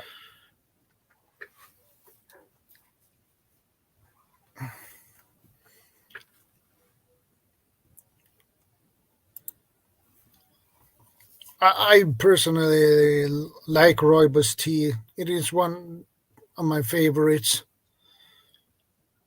Yeah, I've never had that one. Do you just take it just water and that's it? Yeah, I just drink it as it is. It improves appearance of skin. Okay. Alleviates pain, allergies. Helps build strong bones. Okay, I didn't know that. Streamlines digestion. May help control or prevent diabetes. Supports heart health. Okay. Side effects of rooibos tea. Yeah, I'm just looking at one of them there. But drinking large amounts of rooibos tea, such as 10 cups per day for over a year, can cause liver problems in some people. Yeah. I don't drink 10 cups of it daily. I don't. You're going to have to be pushed to drink 10 cups of anything, I think.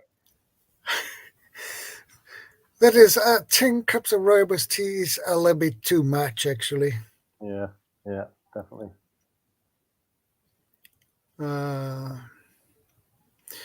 Side effects to rooibos tea. The red rooibos tea is generally safe to drink and has demonstrated little to no side effects. Existing side effects are restricted to certain populations and typically only occur in large doses. Yeah, as everything else. Yeah. Rooibos tea has demonstrated estrogenic activity, which means it can increase the production of the female hormone estrogen. While typically nothing to be concerned about, people with breast cancer or other hormone-sensitive diseases may want to consult with a doctor before drinking rooibos tea. Interactions with medications. Okay, that is something I can understand. Some medications can interfere with it if you drink it. Yeah. You probably get two effects of it.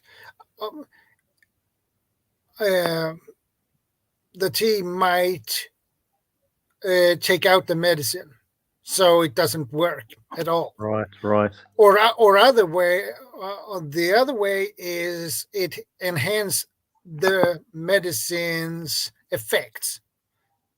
Yeah. Yeah, I'll just reading something here. It says rooibos tea has antispasmodic properties that help digestion and ease stomach and abdominal cramps. It can also soothe the symptoms of irritable bowel syndrome, and it's an excellent herbal tea for constipation. Yeah.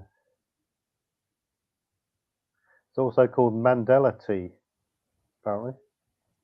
Okay, Mandela tea. I never heard that one before. Or red bush tea, or TikTok tea. Okay. Depends where you are.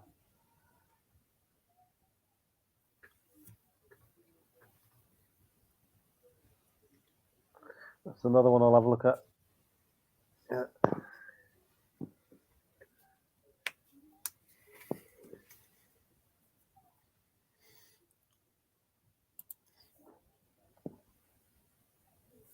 But I love rooibos, but I don't. It was a while, a couple of months. It feels like it was a long time ago. I drank that tea. I mostly all the time drink green tea or other types of teas. I just mainly have one coffee in the morning. About an hour later, I have a decaf coffee with breakfast, and then it's about 3 cups of tea throughout the day, and then water as well.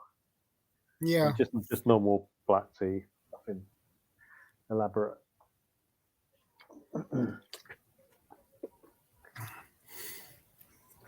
Green tea has some health properties to it as well. So yeah, I've heard a lot of good things about green tea, but never actually got around to drinking it. Yeah. I mean, there's quite a few plants you can actually make tea out of. I did a video on the gorse bush, and you can make a good tea out of the gorse bush flowers. They're quite good. It's got everything, all sorts of good stuff in it. Antioxidants, bit of protein, so on and so on. Dandelion tea. They're the immediate ones that come to mind when you go out. Nettle tea as well. Yeah.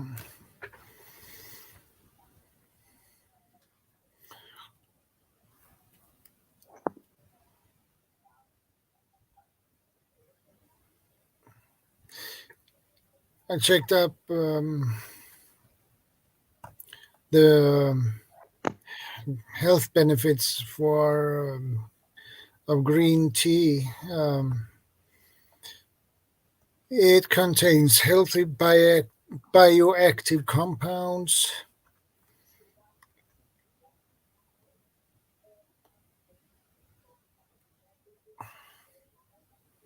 I can put that in the chat too, by the way.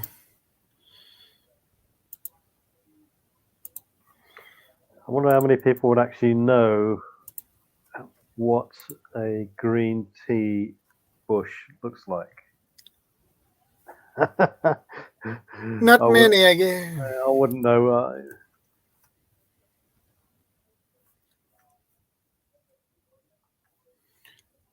I don't think that is not many who knows how. Yeah, I mean, for any sort of long-term SHCF, Yeah. Once your stocks have run out, it's always good to have some sort of foraging book to take reference from. And a big one people use over here are a book called Food for Free. It's a little tiny book, pocket-sized book you can take with you everywhere, and it's got nice color pictures in to refer to. Or for some reason, the bigger foraging books have black and white photos in to make you investigate more about the plant, so that you know what you're actually looking at. But it's a bit counterproductive, I think, because looking at a black and white photograph, they will look the same to me, unless you get some sort of distinctive plant which has got toothed leaves, or it's extra shiny, or the flowers have got 5 petals as opposed to 3, and this sort of thing. Yeah.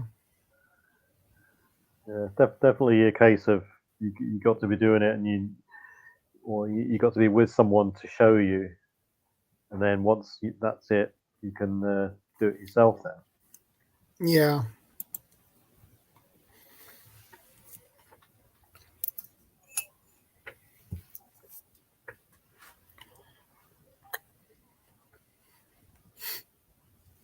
I usually drink tea frequently, but I haven't been drinking that much lately, but I need to get some more green tea. Yeah. And you can use the tea bags, especially black tea bags and things like that, for other uses. I think bruising is one thing, because it's got I think it's astringent effects in the tea bags. I have to Google Yeah. that.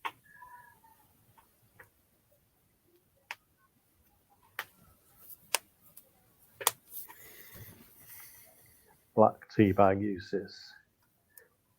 So yeah, in SHTF, nothing is single use. Everything gets kept. Everything gets reused. Because when it's got Everything is reused. Yeah. So depending on what chemicals the tea bag contains, because most tea bags are bleached for a start off. Yeah. All sorts of things from hair rinse to add a brew tea bag or a few to your pot while boiling your rice water. It will add a light flavouring to your rice pasta or grains. I'll tell you a story. When I was in the army, on exercise, everyone used to smoke back in the 80s and 90s, and you guarantee on a 2-week exercise, after 8 or 9 days, you would run out of cigarettes, and everyone would be looking at the person who's managed to save some, because once you've run out, you do anything for a cigarette. And we was in certain locations where you were that desperate that you were smoking the tea leaves in the tea bags. And what you do is you roll them up in the toilet paper, because the toilet paper was like this tracing paper material. So you split the tea bag open, sprinkle the little tea leaves of it into the thing, make your own roll up, and then you smoke the tea bag. And it tasted a bit foul, but it did the job. Yeah, I bet it does taste foul. Oh.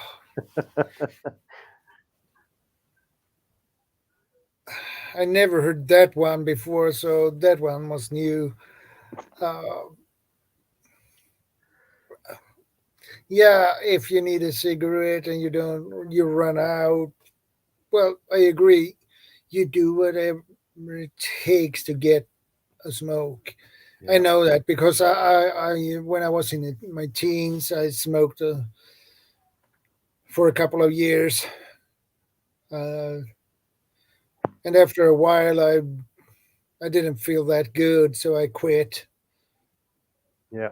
So I began with snuff instead. So. Oof. So have you stopped doing that now? Yeah.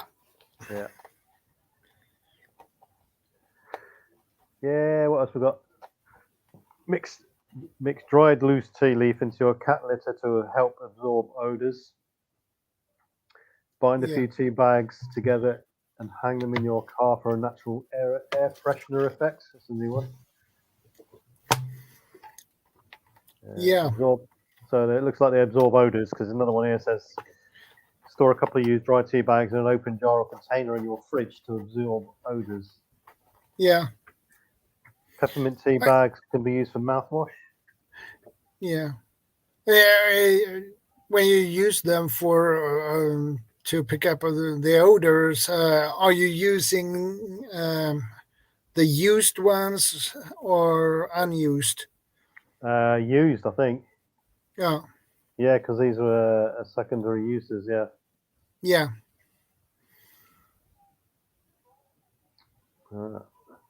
Well, I heard about that. I'm familiar with that, to use tea bags to absorb odors, but I never tried it myself.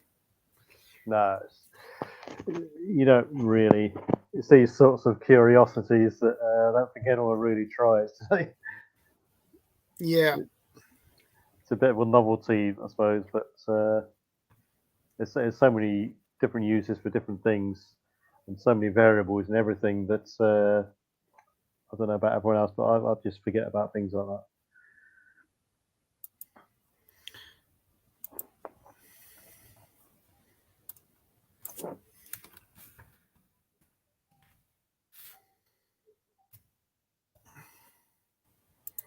Yeah, so I suppose the long-term preventative measures you can put down to things like teas and moringa and that sort of thing. yeah, I also look towards the immediate, the things you can use for immediate effects like burns or headaches or things like that, stings and so on.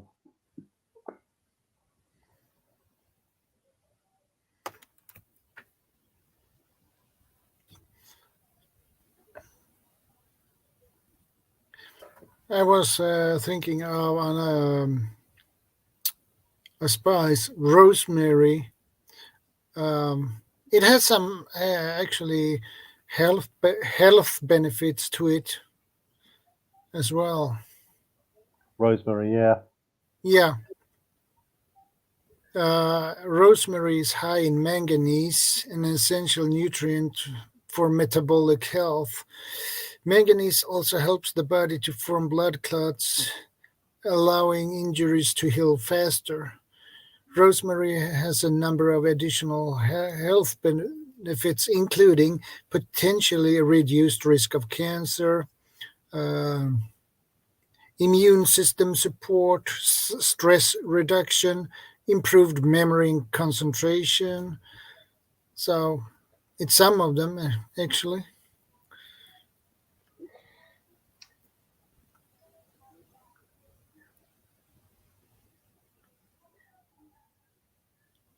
Yeah, it's. I mean, some of these things that are tagged as natural, it's a bit counterproductive because you've got to actually go out and buy them.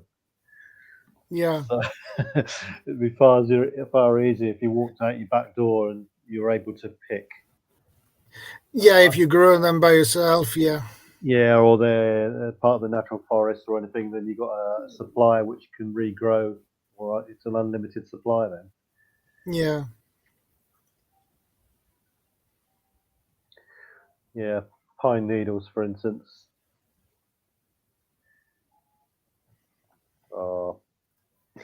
Plantain, pine needles, plantain, dandelions. Yeah. You've got your stinging nettles. Yeah, stinging nettles. We have plenty of these here in Sweden. Yeah.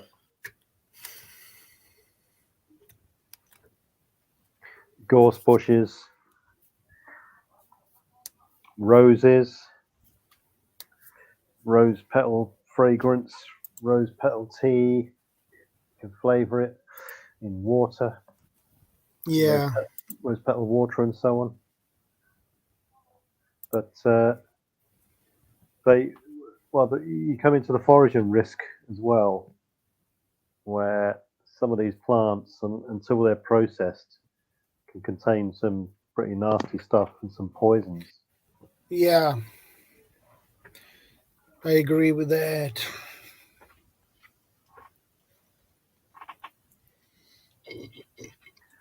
So I wonder where everyone is tonight. It looks like it's just us two here at the moment.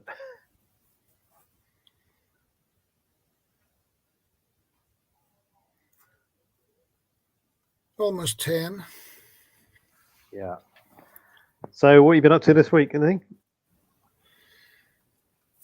Say it again. What have you been up to this week? Anything? Nothing much. Well, I have been busy at work.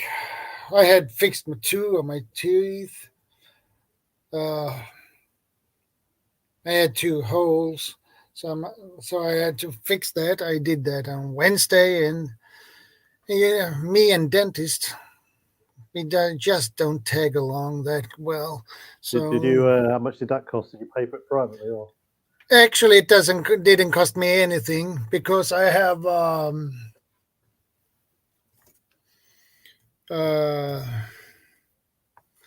basically this card. It is says that I have right to get necessary care, dental care,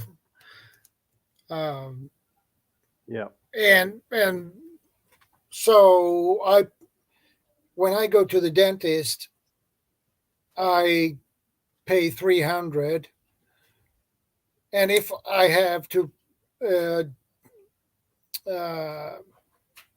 fix a hole in my teeth, well, if I have to pay only 300. So I don't need, if I didn't have this card, I had to pay probably 4,000 or 5,000 for it. So Right. Good. yeah. And the reason why I didn't have to pay anything this time is I have reached the high cost protection basically, so I don't have to pay anything. Right. Yeah. Good. Yeah. What we've done this week, we've I went down to coal mine this week. Okay. There's a mine in our area. They do tours. Yeah. So I went down to have a look at a coal mine, 148 meters deep. So that was a good little tour, something different. And then the rest of the week, I just been spent on the phone because my dad just had a stroke. So, he's getting on now. Yeah. So it's we've already had one death in the family this year, and Yeah. just it's ongoing now. Apart from that, I'm not in my usual place. We're visiting at the moment. We've been visiting the in-laws since November. So we literally we literally bugged out within 2 hours, and we haven't been back since. So, but mind you, I've got a van that I kitted out. We can live in the van if we need to anywhere in the country for up to 2 weeks. It's our bug out van, and it can be used as a spare bedroom wherever we go. But we're not in it at the moment, so we're in the house. So yeah, everyone has their problems. We've just got to get on with things.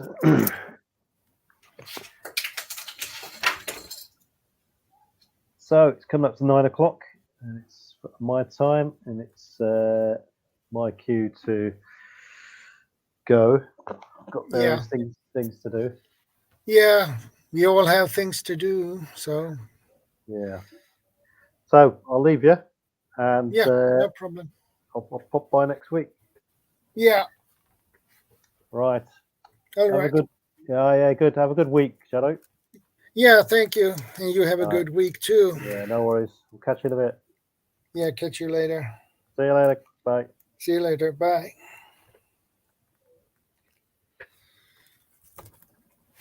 How are you doing, Leonard? I hope everything is okay with you, my friend.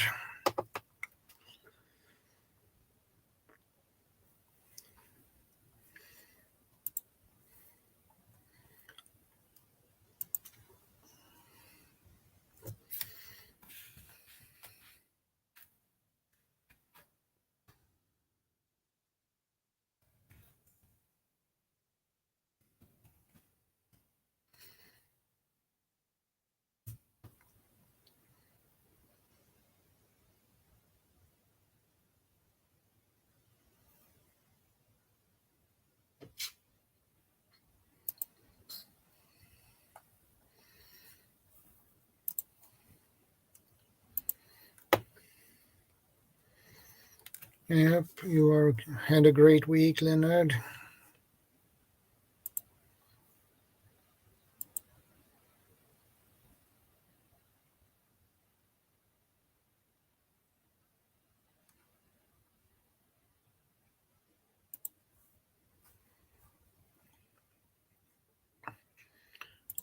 Let's see what the health benefits of chili pepper is. 13 surprising health benefits of chili pepper you absolutely need to know.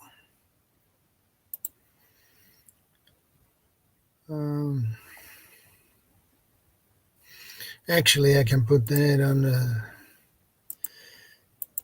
screen too.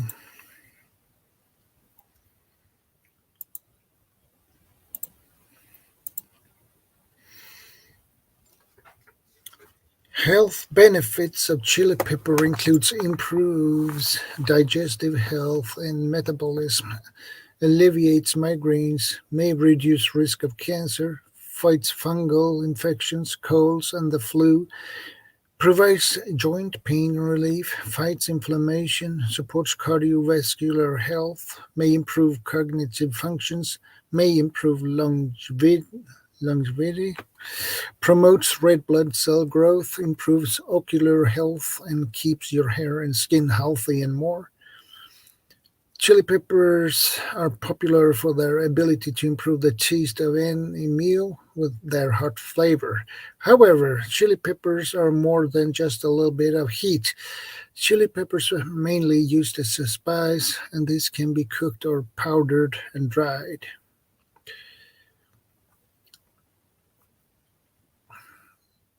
The most valuable characteristic of chili peppers is the compound capsaicin. Capsaicin is the primary compound in chili peppers that gives the peppers their distinct taste and a number of health benefits. Today we will explore 13 of those amazing health benefits of chili peppers. 1. Improves digestive health and metabolism. That is something I know something about, actually. It actually increases your metabolism. I don't remember how many percent, but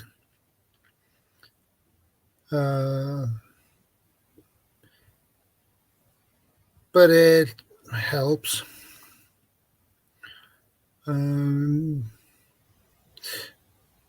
When you begin to sweat, you know that your metabolism increases.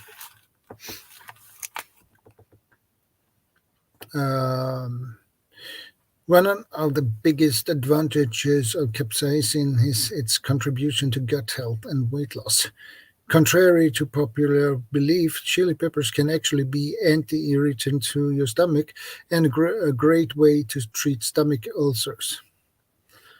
Okay.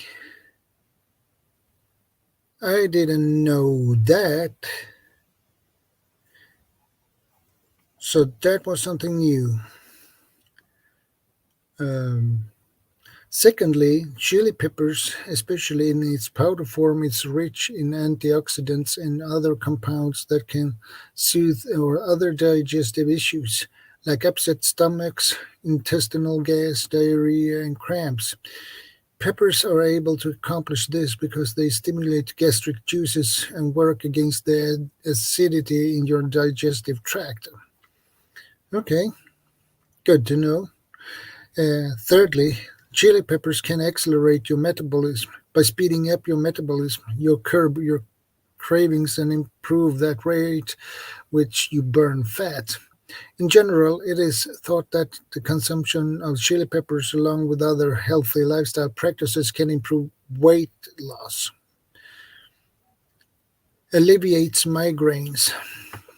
Capsaicin from the chili peppers has also shown potential in treating headaches and migraines, according to a study by the American Academy of Neurology annual meeting in Philadelphia, 18 patients with headache diagnosis were treated with an intranasal capsaicin.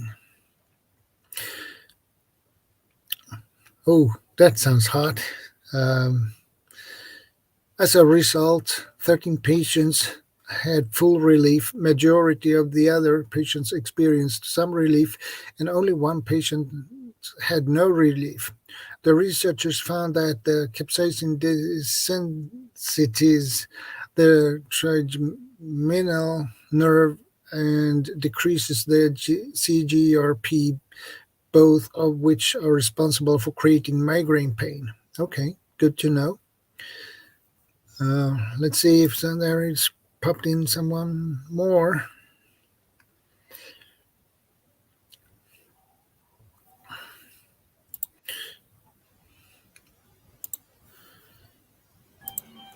Hey Leonard, good to see you, brother. How are you? I'm doing good. Uh, I like this article you got there about the capsaicin and the chili peppers. I agree with yeah, everything you've said so far. yeah. Um, and as a third, may reduce risks of cancer. Um, Chili peppers also present a potential natural remedy for fighting cancer. According to the American Association for Cancer Research, the capsaicin and antioxidants in chili peppers can kill cancer cells in leukemia and prostate cancer. This is largely due to the high antioxidant and anti-inflammatory properties of chili peppers. For example, in the case of prostate cancer, capsaicin reduces the growth of prostate cancer cells by triggering a depletion of the primary types of cancer cell lines. Similar effects can be found in breast and pancreatic and bladder cancer. Um, okay, that is something I didn't know. So that's new Yeah, to me. yeah, I've heard that before, and Okay, the the chili powders and the capsaicin from it, along with removing as much sugar from your diet as possible, because cancer follows sugar. yeah, And so by doing that, you can actually cut it and reduce it a lot. The combination of the two, yeah, but the uh, capsaicin definitely, I agree, definitely helps. yeah. And I love chili. The hotter the better. Yeah, me too. Uh, 4 fights fungal infections, colds, and the flu. That is something I know. I Um, believe it too. yeah, when I was in my teens, when I lived in my with my mom, my parents are divorced, so uh, my mother got a really bad cold. She barely couldn't speak or anything. She was really in bad shape. Yeah, So we didn't had anything at home or any kind of medicine that would help. right. So I was thinking, how can I help my mother get rid of her cold? So I figured out, okay, I try this. I made a sauce I con onion sauce. Um, it's basically uh, onion, garlic, and crushed tomatoes, basically. That's a good And combination. yeah, and what I did was put in Tabasco, cayenne pepper, uh, a lot of it. Uh, and thyme, and we made a pasta to that. And trust me, that was really hot. That was really hot. And when I Yeah, was it in my would have been. teens, when I was in my teens, the heat from that, oh my, that was really hot. But Yeah. now when I'm older, it doesn't. If I would make the same thing, it wouldn't be that bad. But anyway, my mother said, "Oh man, that was really really hot." My mother began to sweat and everything like that. And after when we finished that lunch, so now after a while, the day she didn't notice anything, but so we we did the same thing at the dinner, and uh, then we after a while we went to bed and to get some sleep.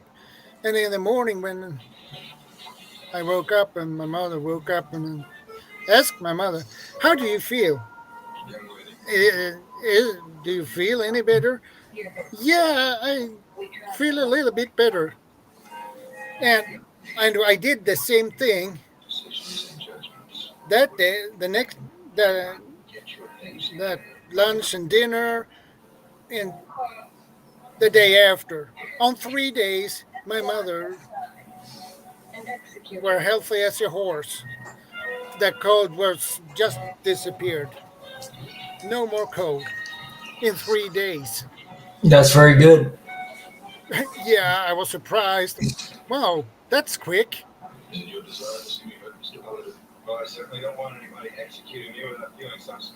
Yeah, that's good. Yeah, it is. The characteristic red color of chili peppers is an indication that it is rich in beta carotene or provitamin A. Vitamin A is a key in maintaining a healthy respiratory, intestinal, and urinary system. Also, vitamin A and vitamin C in the chili peppers are vital building up your immunity against infections and illness. Uh, if you suffer from congestion or allergies, capsaicin nasal spray can help relieve your symptoms. Moreover, capsaicin has a number of antibacterial properties that can fight chronic sinus infections. If you're Yep. suffering from a high fever, hot chili peppers can not only relieve the pain, but they all can also stimulate the immune system to fight off the virus. Chili peppers can also be used for their antifungal properties. Specifically, it can kill food pathogens, bacteria like H. pylori, and cure a number of inflammatory bowel diseases. Yeah, that's. I was aware of most of that. Yeah.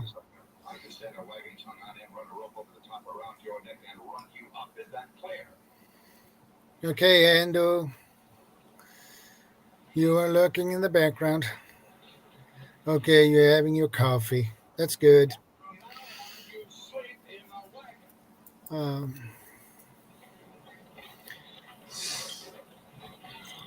yeah, and chili peppers provides joint pain relief. Yeah, it.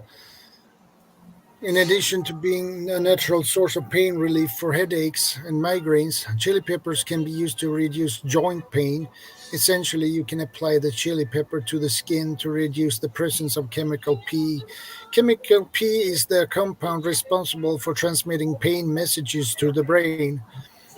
Capsaicin binds with pain receptors and induce a burning sensation that may desensitize your pain receptors over time.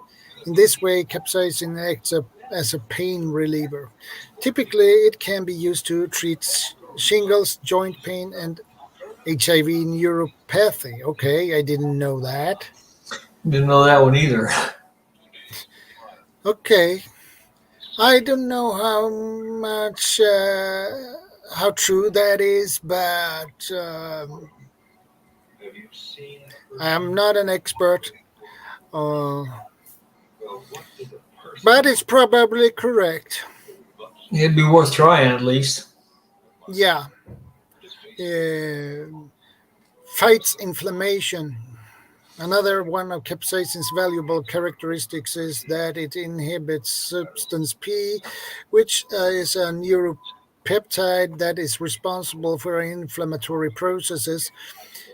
As such, capsaicin is thought to be a potential treatment for a number of sensory nerve disorders such as arthritis, pain, diabetic neuropathy, and psoriasis.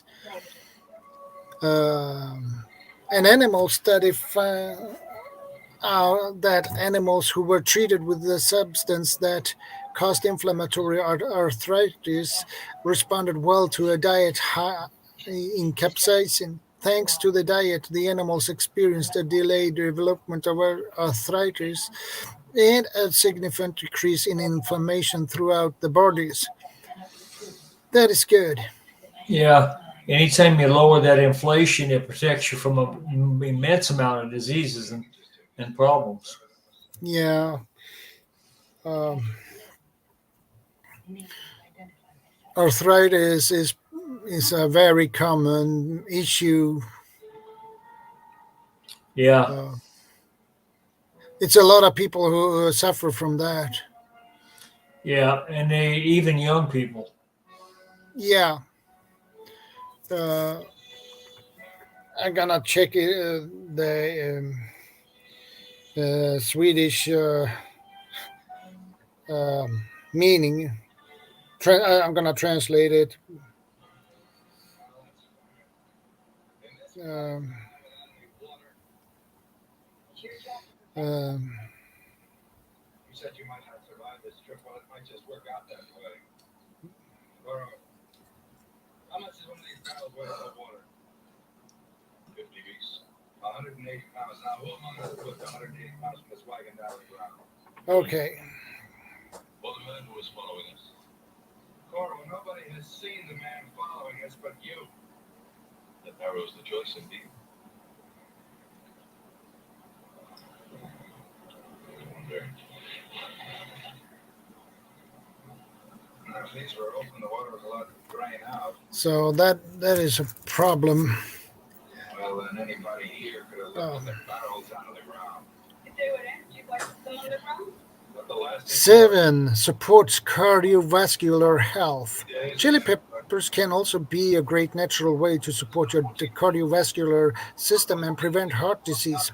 Chili peppers are high in potassium, which is a mineral with a number of functions in the human body. Potassium combined with folate can reduce your chances of developing heart disease. Moreover, potassium can help relax your blood vessels, which makes blood flow much easier on your body. Chili peppers can also contain riboflavin and niacin.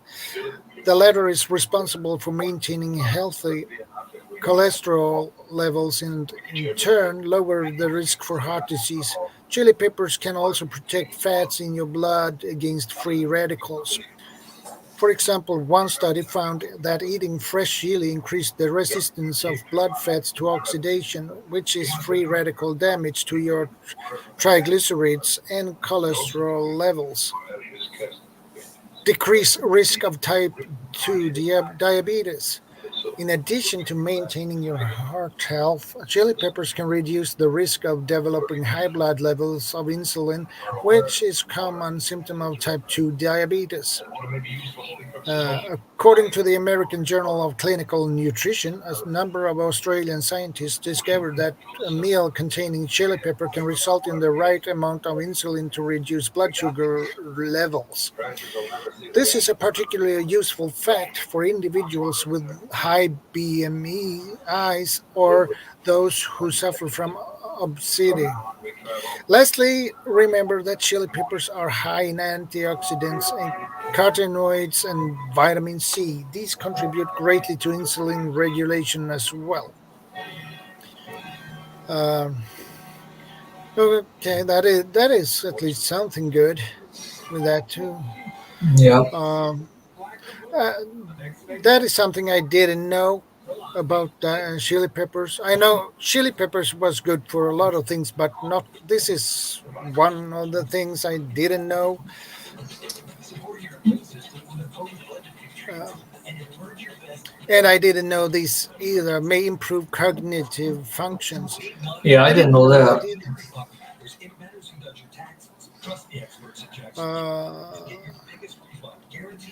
Fortunately, chili peppers are rich in iron. This leads to an increase in the blood flow and hemoglobin production in your brain. Okay.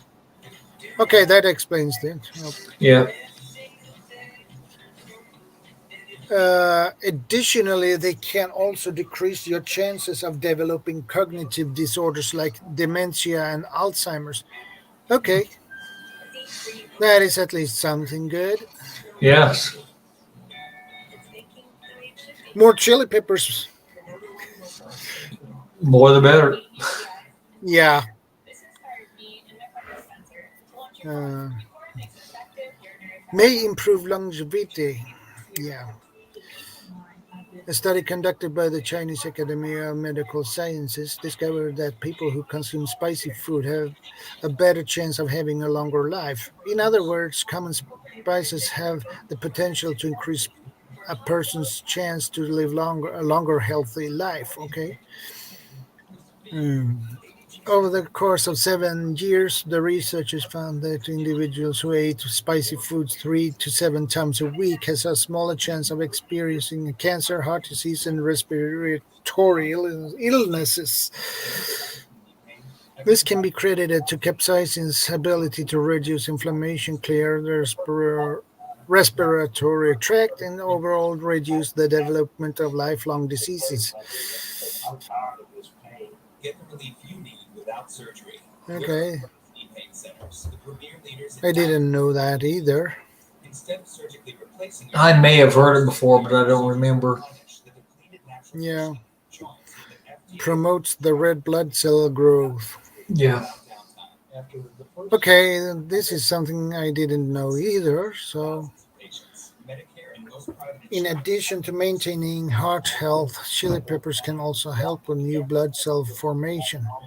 This is due to the fact that chili peppers are rich in copper and iron. As such, they are able to treat symptoms of anemia and fatigue. Additionally, chili peppers also contain folic acid, which is key to fighting anemia and producing healthy red blood cells. This is particularly valuable for pregnant women because a deficiency in folic acid could mean birth defects in newborn babies. Okay. Yeah. Improve ocular health. Like we mentioned before, the vitamin A in chili peppers is important to building a strong immune system. However, it's also important in keeping your eyesight healthy and strong. Um, it's known for preventing night blindness and ocular degeneration. 1 tablespoon of chili pepper in your diet contains 9% of your daily recommended need of vitamin A. Okay. So call 1-855-730. Hey, Bob942. Good to see you, brother. 3856. See if you're eligible today. Yeah, Hendo. I agree with you.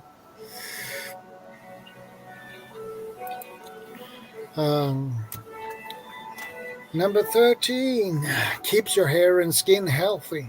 The vitamin C in chili peppers does not just strengthen your immune system, it also creates and maintains collagen, which is a key protein found in healthy hair and skin.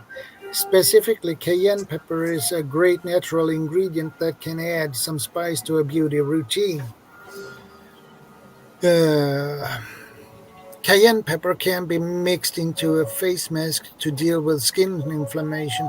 It can also treat wrinkles, acne, scars, and dark spots. Cayenne pepper is able to do this because it essentially stimulates blood flow, which leads to flawless skin. Mixed with olive oil. Yeah. I was just going to say, I did not know that. Maybe I'll start rubbing some on my face. Yeah, I didn't know that either. Oh, geez, that must be burn. Oh, man. Yeah, Mixed it's with hard to olive say. oil, cayenne pepper can also make a great hair mask to bring some luster and shine to your hair. Okay.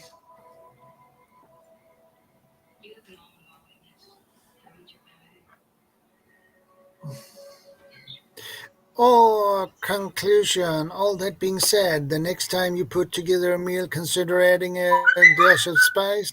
As you can see, with chili peppers, a little can go a long way. So a slight burn on your tongue or a teary eye might be worth its amazing health benefits. If you are looking for a natural way to deal with some of your health issues, chili peppers are the way to go. We hope this was helpful to you. Yeah. Yeah. Um, I always feel that if it doesn't make your nose run, your eyes water, it isn't hot enough. I agree. Yeah, I agree, really.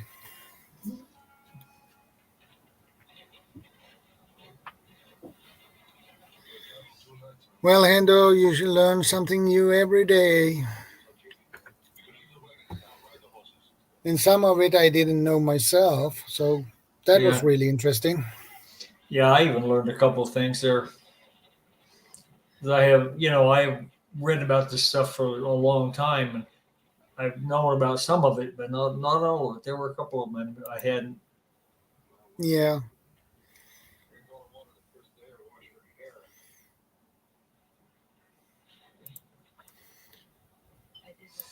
Yeah, and I'm sure there's more than that.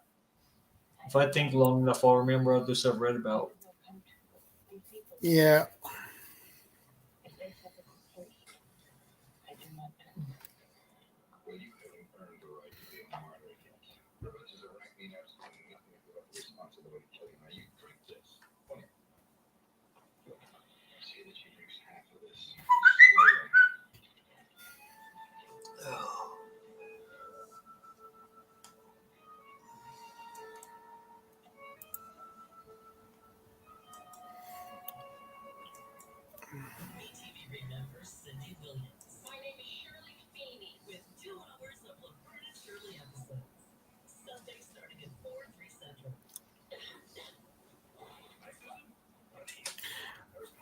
When we are talking about hot stuff,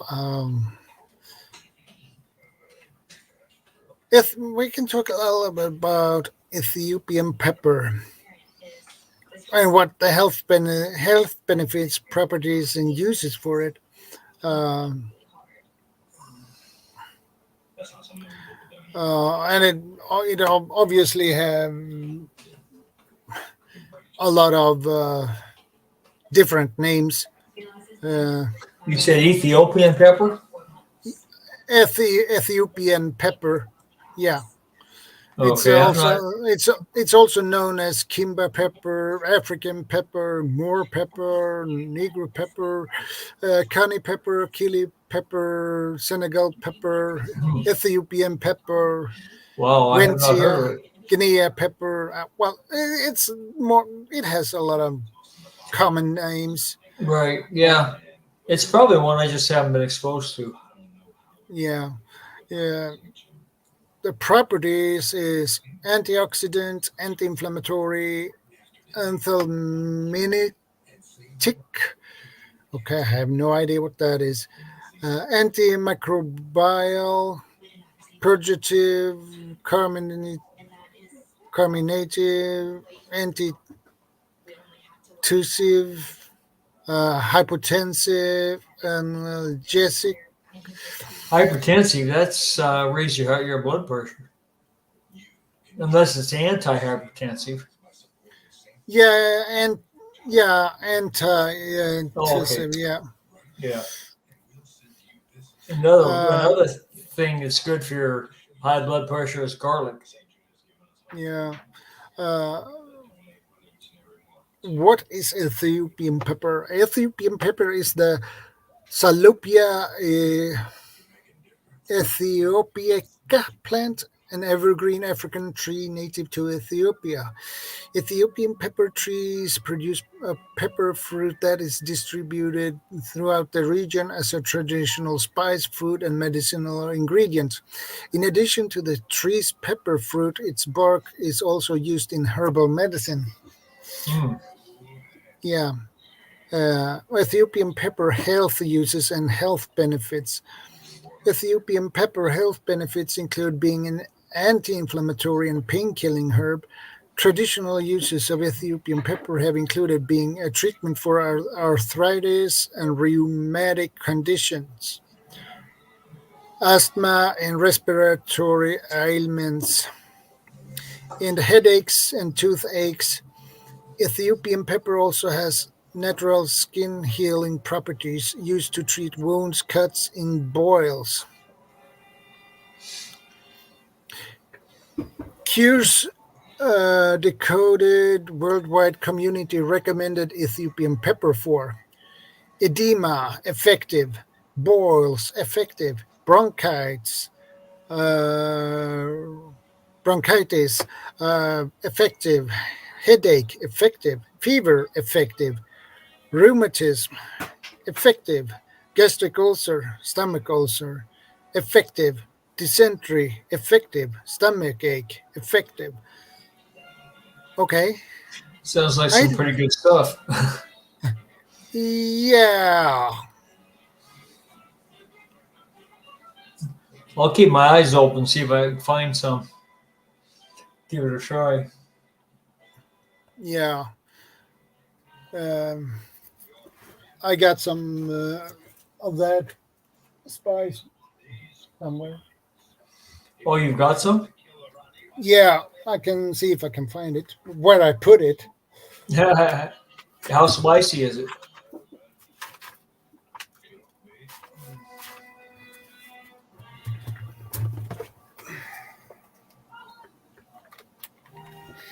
Yeah, I found it. All right. How hot is it compared to?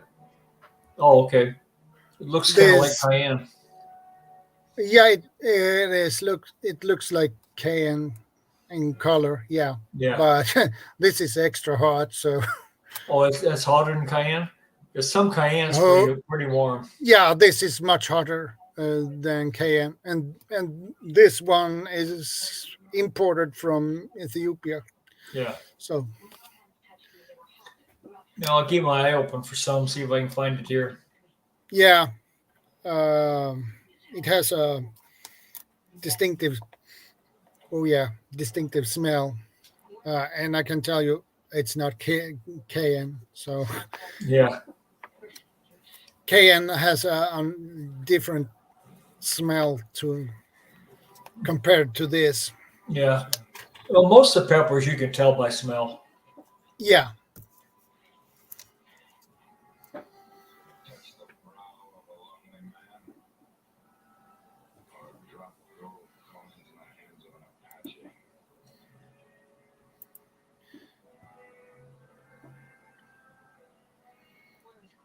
um,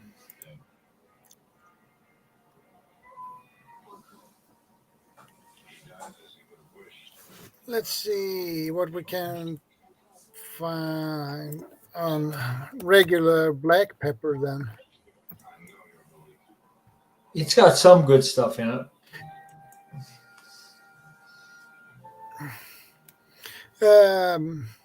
Yeah, it should.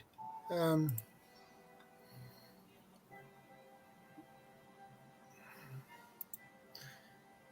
I can share that too.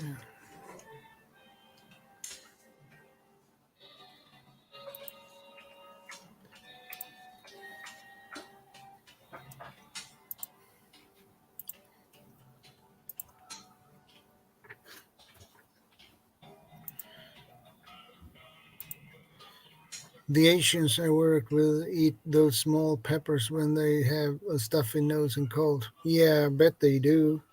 Yeah. Those tiny super hot red peppers, it clears the nose and chest. Oh yeah, I bet they do. Definitely. Yeah. If it doesn't kill you. Yeah. Um 11 science-backed health benefits of black pepper. Okay. Uh, I eat a lot of black, black pepper. yeah, I like it too. But I didn't know it was some health benefits of black pepper, but it obviously is. Um, I knew there were some, but I couldn't. I didn't know how many, and I didn't know exactly which ones they were. Besides the antioxidants.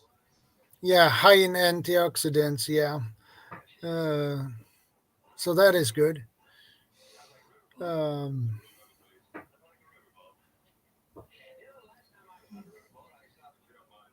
uh, For instance, rats fed a high fat diet plus either black pepper or a concentrated black pepper extract had significantly fewer markers of free radical damage in their cells after 10 weeks compared to rats fed a high fat diet alone. Okay. Yeah, Has anti inflammatory properties. that's Okay, I always could good. know. Yeah, I could almost guess that. Um, Yeah,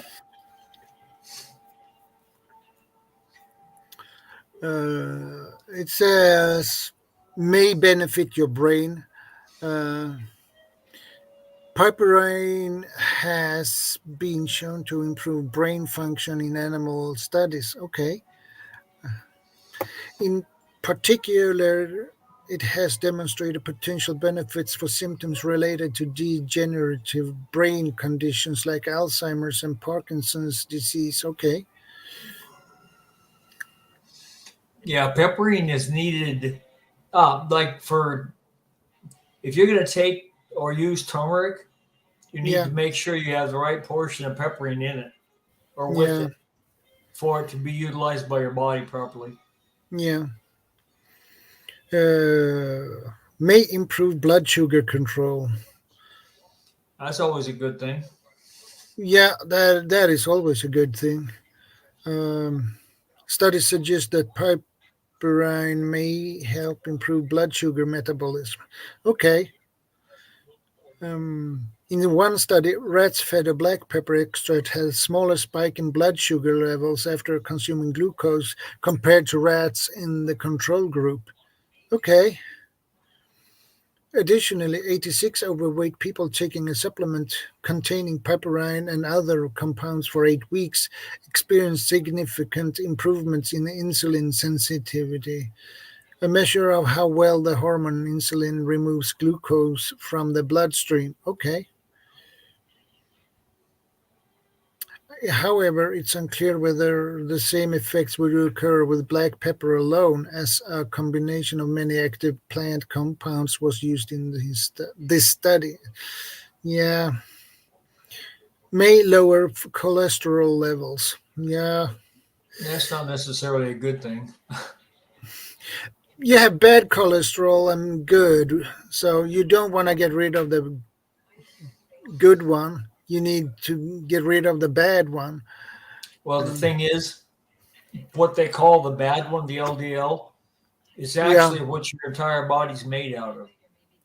The cell walls of every cell in your body, the myelin layer or myelin sheath over all of your nerves, your brain, and all of your hormones are all made from the LDL cholesterol.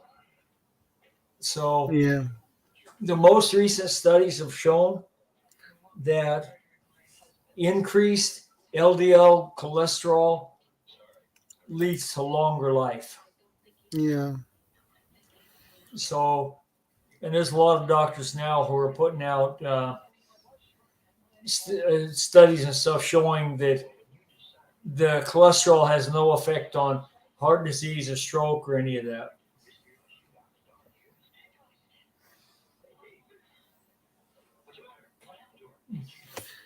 may have cancer fighting properties.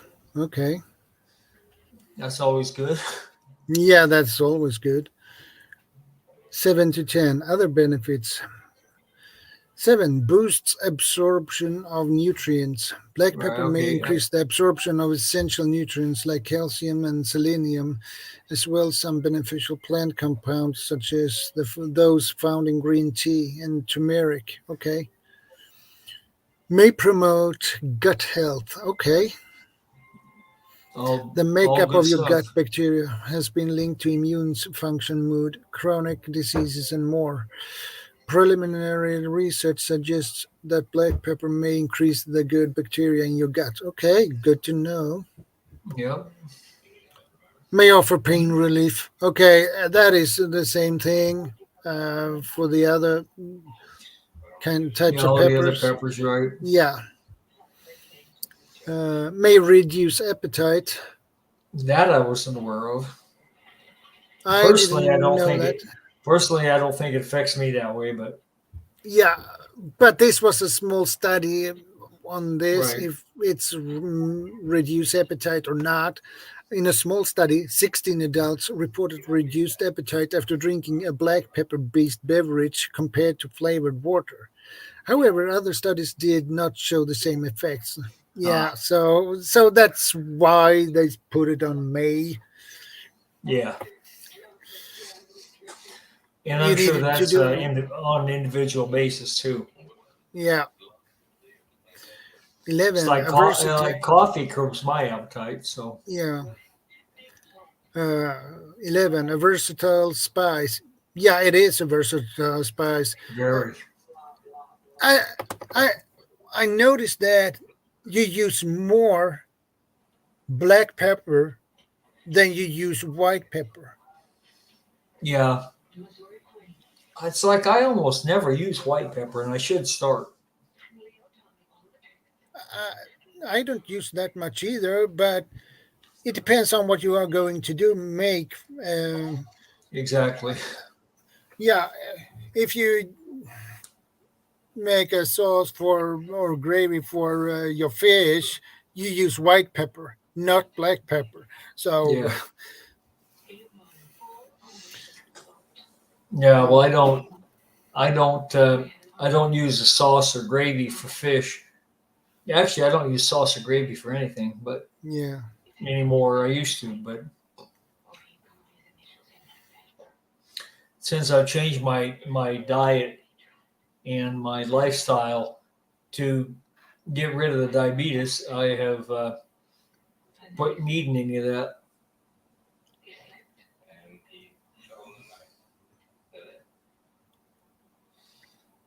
Because now I'm eating a very low carb and high fatty, high fat, high protein diet. yeah, But I know you're a vegetarian, so I know that is somewhat different than what you're going to want to eat. But and I'll forgive you for that. You know, you do you. yeah. Bob says Mrs. made some sausage and eggs. I might keep her around. Lol. Well, Yeah, that's a that's a good thing. otherwise she stands behind you with a flip flop and hit you in the back of your head with it. Yeah. Yeah, but sausage and eggs, bacon and eggs, that's a good breakfast. Yeah, I consider that a lunch. Well, yeah. Well, I'm doing intermittent fasting and I'm eating one meal a day. So, you know,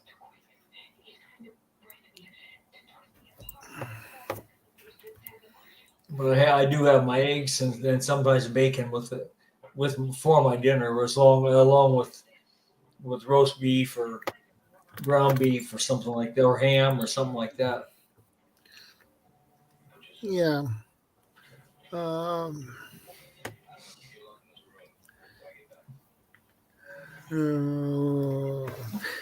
health benefits of time. Um,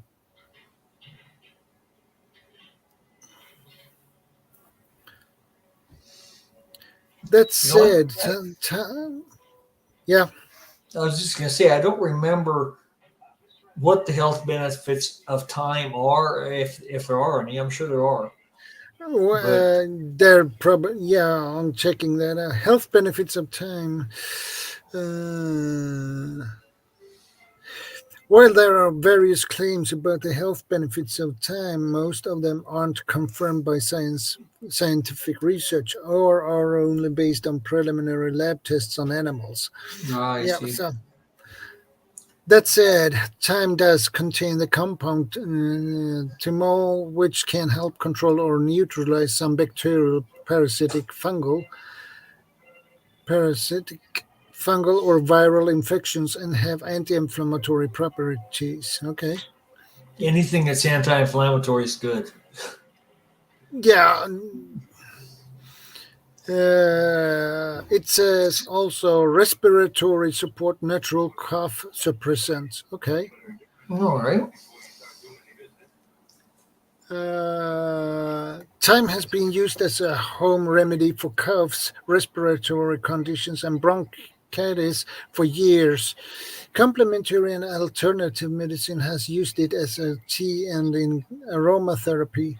There is some research on that, but more studies are needed to know how well it works. Um, Well, that makes uh, sense. yeah, that makes sense. Well, yeah, I think you have to try it out yourself and see how well it Yeah. works.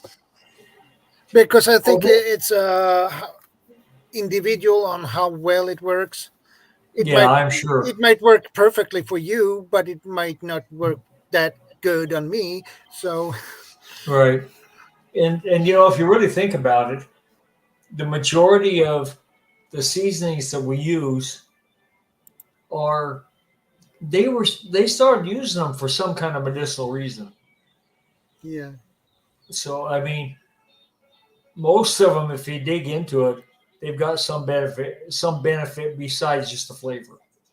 yeah. So Uh, this is a good chat because of this stuff. yeah. A small study in 2013 tested a nasal spray containing a thyme-based extract called Timol in 18 healthy people with normal lung function. They used the nasal spray before and after inhaling a little bit of capsaicin, which would naturally make them cough. They coughed less when they used the Timol spray compared to a salt water or placebo spray. Bigger studies are needed to check those results. Compounds in thyme, in particular Timol and carvacrol, may also help ease chest congestion, and researchers have suggested studying whether thyme in amounts you'd get from food or tea can do that. Yeah, That's interesting. yeah. Antimicrobial properties. Thyme essential oil and pure thymol extracted from thyme may help disinfect mold, one study shows. Thymol, thymol is an active ingredient in some pesticides. In the mold study, it was about 3 times more effective than thyme essential oil. Okay. Help with skin conditions. Thyme's anti-inflammatory and antimicrobial properties may also help with skin conditions. It may help get rid of bacterial infections while also helping to reduce inflammation. As a result, it can help with irritation and inflammation in conditions like eczema and acne. Okay. Interesting. Yeah, interesting. I This didn't next know one's this. I Yeah, didn't this know next one's this. good. I didn't either. Natural insect repellent. Okay.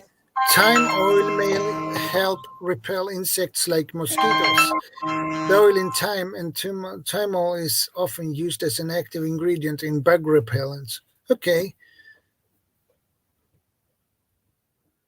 that sounds really interesting.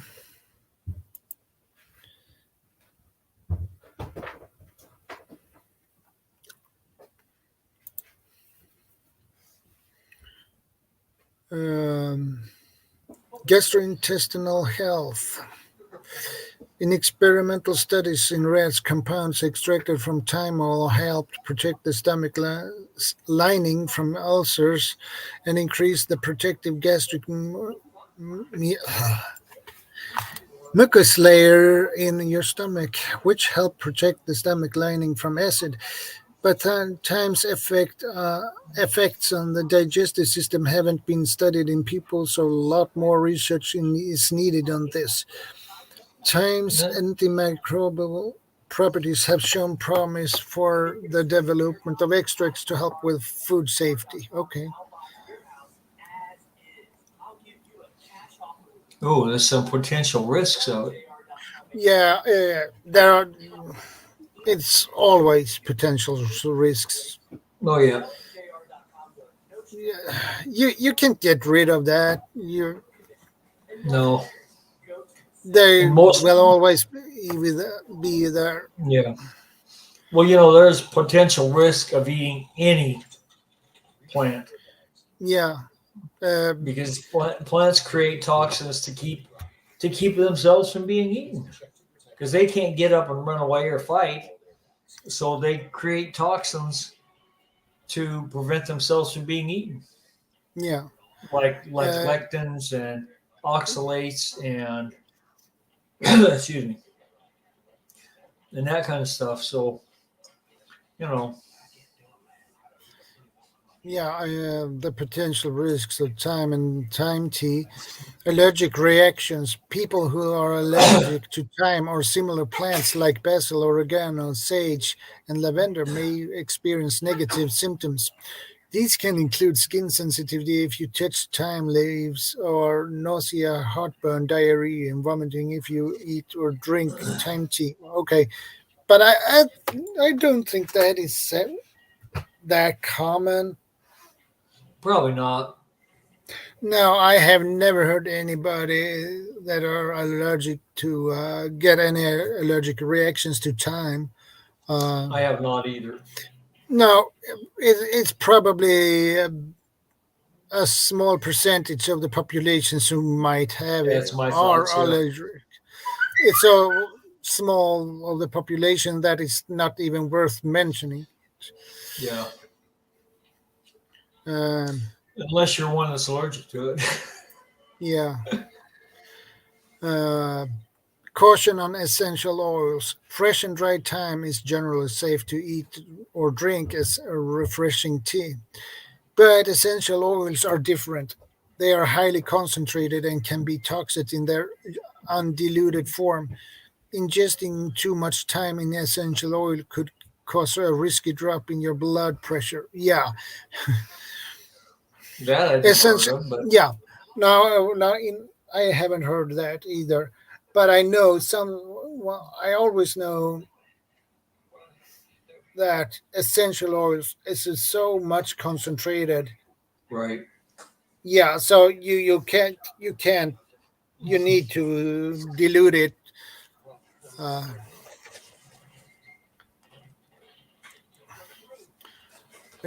if you take high blood pressure medication, anti-clotting drugs, or are pregnant, talk with your doctor before using thyme essential oil or supplements. Um, I always have thyme at home because I love that. I love that spice.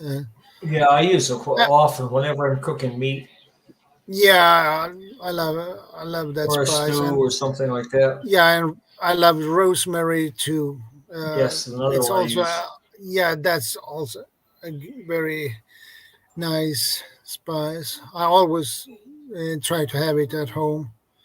Yeah. I make tea from the. I take the rosemary and put it and make tea of it. Oh, okay.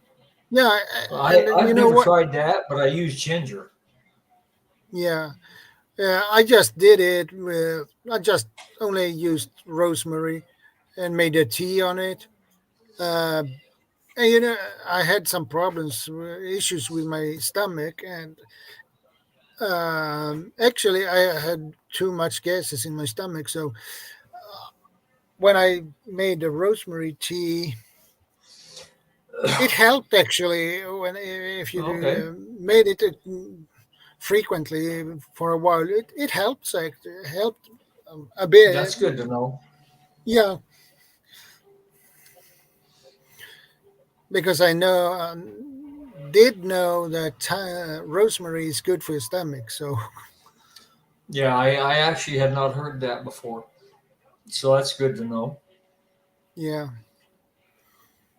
Another thing, if you're a coffee drinker yeah, and you have like reflux or something like that, yeah, you can make what they call cowboy coffee.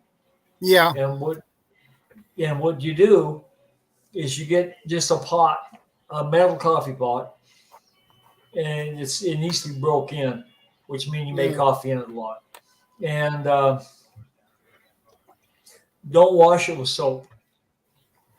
Just rinse it out and with a rag or whatever. But then when you put your grounds right in the water, not in a filter or anything, don't have a percolator in it. Just put your grounds right in the water when the water is warm, not boiling yet. But then you boil it for about 5 minutes. yeah, And then you take cold water and you pour around the top of the pot and some down the stem. And that will settle the grounds out of it. And what that does, it takes the extra acid out of the coffee, yeah, and you can possibly get to be able to drink that coffee without having any reflux. yeah. Good to know. And it's also very good. If you got good quality coffee, it's very good that way. Yeah, that require you can find some good quality coffee.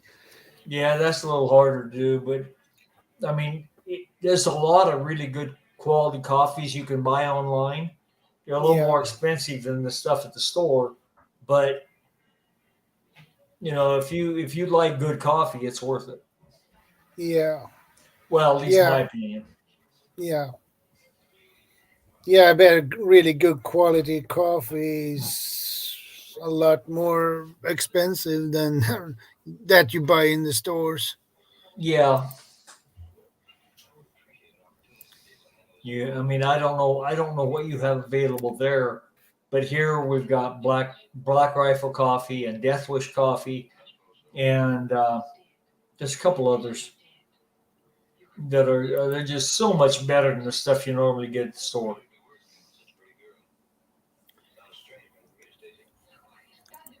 Let's check and see what we can find. The health benefits of coffee. It's always interesting. Yeah, because there for years they were trying to tell us that hot coffee was not good for us, Yeah. Okay. and Number one, that is something I know. well, We all know. It's yeah, that's pretty much common knowledge there, yeah, yeah. It is because of the caffeine. right? So,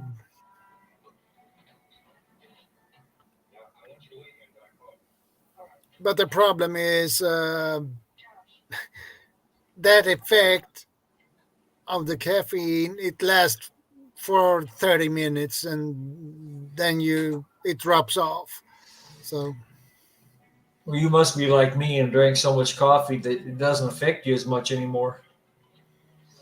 Because most people, if they don't drink coffee like that, it'll last them 2 to 4 hours. yeah, But they will have a crash from it. yeah. May be linked to a lower risk of type 2 diabetes. Okay. I'm all for that. Yeah, me too, actually. Some research suggests that consuming coffee regularly could be associated with a decreased risk of developing type 2 diabetes over the long term. In fact, one review of 30 studies found that each cup of coffee people consumed per day was linked to a 6% lower risk of developing type 2 diabetes. Uh, Okay, this is thought to be due to the coffee's ability to preserve the function of the beta cells in your pancreas, which are responsible for producing insulin to regulate blood sugar levels. Okay, Yeah. Now, that's if yeah, you drink coffee black. You don't want to. yeah, You can't. I mean, you can put heavy cream in it or something, but or even a tablespoon of butter. But you don't want to. But that's got to be real butter. But you don't want to put sugar in it of any kind. Plus, it is rich in antioxidants and may affect insulin sensitivity, Yeah. inflammation, and metabolism, all of which are involved in the development of type 2 diabetes. Okay. I like this next one.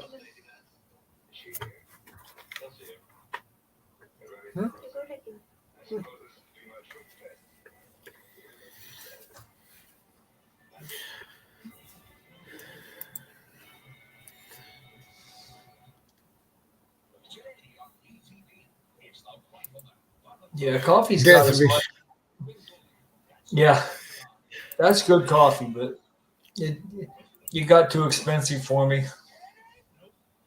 I never heard about the Death Wish coffee before, so Well, it's an American brand, but yeah, I figured. it's really good coffee. Uh, and number three could support the brain health.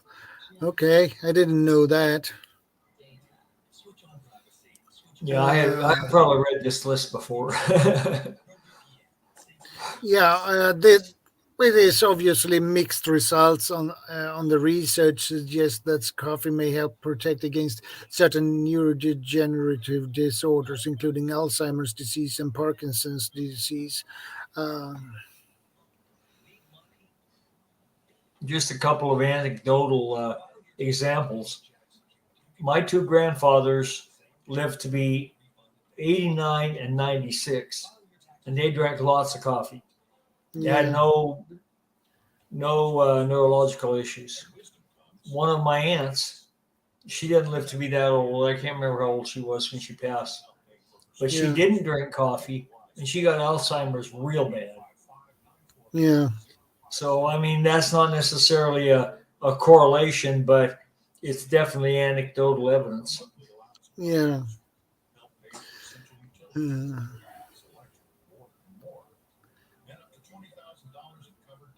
Another review of 11 observational studies in more than 29,000 people also found that the more coffee people consumed, the lower the risk of Alzheimer's disease. Okay, I'm all for that. I'm all for that too. Additionally, several studies have demonstrated that moderate coffee consumption could be associated with a lower risk of dementia and cognitive decline. Okay. Yeah. May promote weight management. Okay, I didn't know that. Yeah, because it can be an appetite suppressant as well as a metabolic stimulant. Yeah, So both, they work together to potentially help you lose weight. Doesn't yeah, work for everybody though, because I know people that guzzle this stuff, but they're very overweight. So yeah. Uh,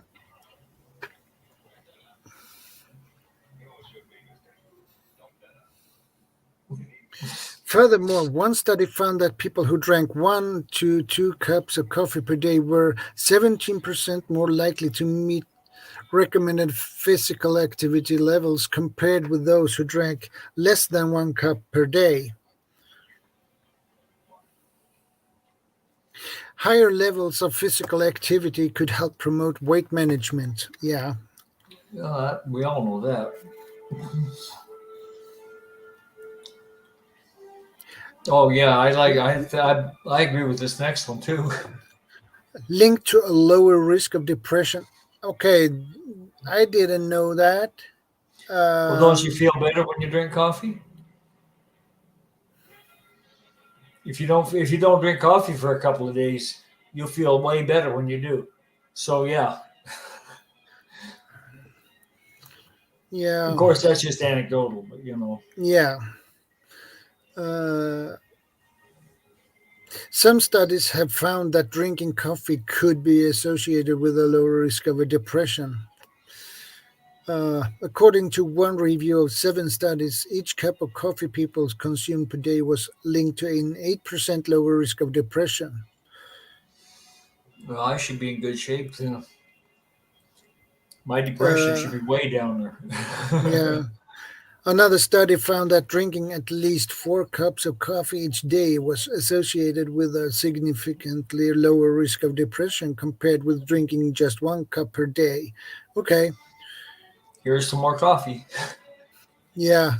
What's more, one study in more than 200,000 people showed that drinking coffee was linked to a lower risk of death by suicide. Okay. Well, that suicide are mostly linked to depression. Right. So you cut the depression and you cut the risk. That makes Yeah, sense. yeah, that makes sense. Um, could protect against liver conditions. Interestingly, interestingly, several studies suggest that coffee could support liver health and protect against disease. For instance, one study found that drinking more than 2 cups of coffee per day was linked to lower rates of liver scarring and liver cancer in people with liver disease. Okay. Makes sense to me. Other research shows that the more coffee people drank, the lower the risk of death from chronic liver disease. Drinking 1 cup of coffee per day was tied to a 15% lower risk, while drinking 4 cups per day was linked to 71% lower risk. I probably drink between 4 and 5 cups coffee Yeah, per day. I'm probably between 5 and 7. Another recent study found that coffee consumption was associated with decreased liver stiffness, which is a measure healthcare professionals use to assess fibrosis, the formation of scar tissue in the liver. Okay. Coffee consumption could be linked to decreased risk of death from chronic liver disease. Yeah, along with other conditions like liver scarring and liver Right. cancer. Okay. Supports heart health. Some research shows that drinking coffee may benefit heart health. In fact, one review found that drinking 3 to 5 cups of coffee per day was tied to a 15% reduced risk of heart disease. Okay. Another review of 21 studies showed that drinking 3 to 4 cups of coffee daily was associated with a 21% lower risk of stroke. Okay, good to know. What's more, one study in more than 21,000 people also found that increased coffee intake was associated with a significantly decreased risk of heart failure. Okay, that's also good. Yep. However, keep in mind that caffeine could affect blood pressure levels. Therefore, people with unmanaged blood pressure may need to limit or moderate their caffeine intake. Could increase longevity. I Yeah. like that. Yeah, I like that too. Some research suggests that coffee could help extend longevity thanks to its multitude of potential health benefits. For example, one review of 40 studies concluded that drinking 2 to 4 cups of coffee daily was associated with a lower risk of death, regardless of factors like age, weight status, and alcohol consumption. Similarly, another study in 1,567 people found that drinking caffeinated coffee was linked to a lower risk of death after 12 and 18 years of follow up. Furthermore, drinking at least 1 cup of coffee per day was also associated with a lower risk of death from cancer. Interestingly, one test tube study showed that coffee was able to significantly extend the lifespan of yeast by protecting against free radicals and DNA damage. However, more research is needed to determine whether this could also apply to humans. Yeah, I probably need more research on that. Yeah. But since it helped both my granddads, I'm going to keep drinking Yeah. it. Coffee is often used as an ergogenic aid by athletes looking to improve performance and increase energy levels.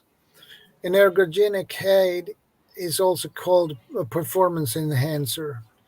Uh, One review of 9 studies reported that drinking coffee before exercise improved people's endurance and decreased their perceived exertion compared with a control group. Another study in 126 older adults found that drinking coffee was associated with improved physical performance and faster gait speed, even after the researchers adjusted for factors like age, belly fat, and physical activity levels. Additionally, a large review reported that moderate caffeine consumption could slightly improve power output and time trial completion time. However, results varied, so the researchers also noted that caffeine may affect people differently. Uh, yeah, caffeine or coffee in general affect people different. Yeah. Um, It's like there's some researchers or studies that say coffee is a vasodilator, and others say yeah, it's a vasorestrictor. yeah, And I've really never seen any legitimate studies that show it's a restrictor. But you know, they may be out there. I just have not been brought to my awareness. yeah.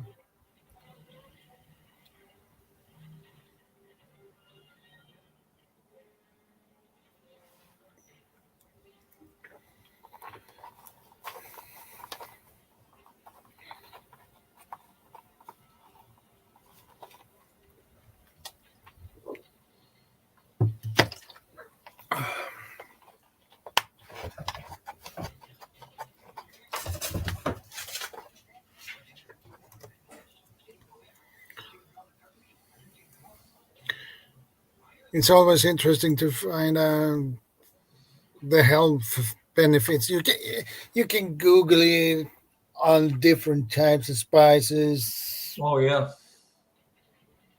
The health. What is the health benefits for?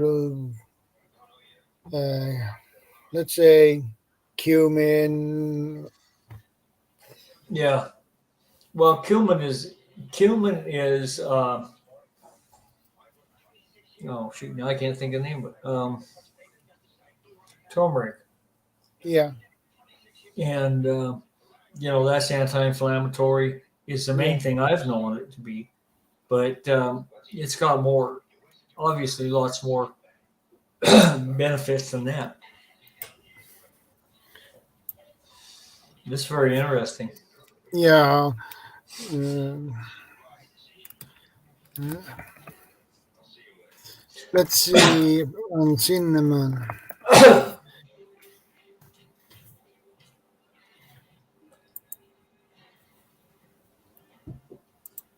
Cinnamon has also health benefits, but cinnamon in too too big dose, it is poisonous. So, What's that? well, cinnamon is it turns if you consume overdose the cinnamon, Oh, it, okay. it turns out to be poisonous. So, Well, so if you don't. overdose oxygen, it'll kill you. So So, but cinnamon is actually a really good spice. Um, yeah. I always find Especially especially if you get the Ceylon cinnamon. Yeah. That's supposed to be the true cinnamon rather than the other.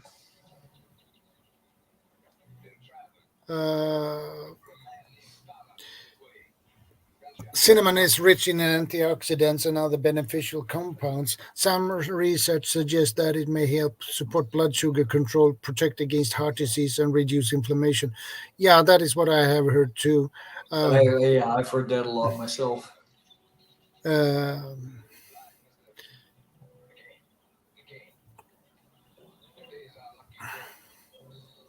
Cinnamon is a spice that is made from the inner bark of trees, scientifically known as cinnamon. It has been used as an ingredient throughout history, dating back as far as ancient Egypt. It used to be rare and valuable and was regarded as a gift for kings. These days, cinnamon is affordable and widely available in most supermarkets. It also found as an ingredient in various foods and recipes. There are two main types of cinnamon. Ceylon cinnamon, this type is also known as the true cinnamon. Cassia cinnamon, that is the most common variety today and what people generally refer to as cinnamon.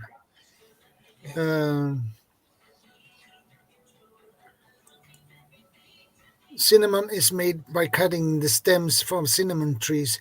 The inner bark is then extracted and the woody parts removed. When it dries, it forms strips that curl into rolls called cinnamon sticks.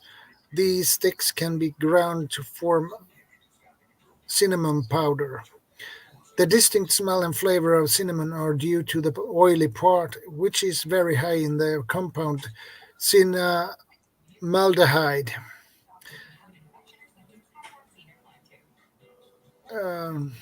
Scientists believe that this compound is responsible for most of cinnamon's powerful effects on health and metabolism. Loaded with antioxidants. Antioxidants protect your body from oxidative damage caused by free radicals. Cinnamon is loaded with powerful antioxidants, including polyphenols. One study found that cinnamon supplementation could significantly increase antioxidant levels in the blood while reducing levels of markers used to measure inflammation, such as C-reactive protein. In fact, the antioxidant effects of cinnamon are so powerful that it can be even be used as a natural food preservative. May have anti-inflammatory properties.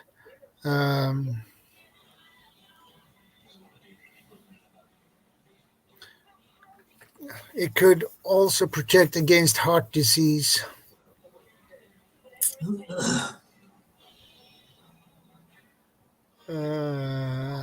According to one review, supplementing with at least 1.5 grams or about 3/4 of a teaspoon of cinnamon per day was able to reduce levels of triglycerides, total cholesterol, and blood sugar in people with metabolic disease.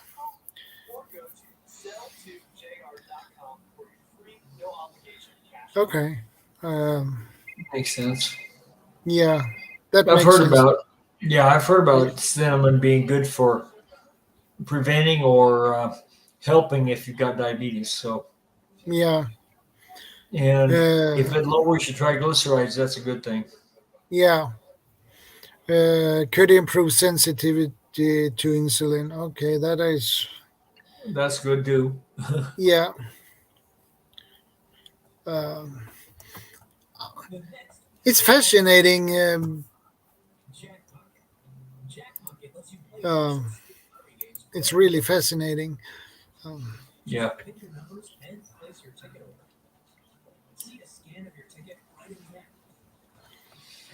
Yes, it is very interesting. Go to jackpocket.com to get the app and get your first ticket free. Jackpocket. Play the lottery. Skip the line. bottle of you are welcome here. At Jefferson Dental and Orthodontics, we get it. Life happens, and your teeth take a beating. We're here to meet you where you are. Which means creating payment plans that work with your budget, whether you're insured or not. At Jefferson Dental and Orthodontics, all smiles are welcome here. Not just the perfect ones. Call 800-475-7693.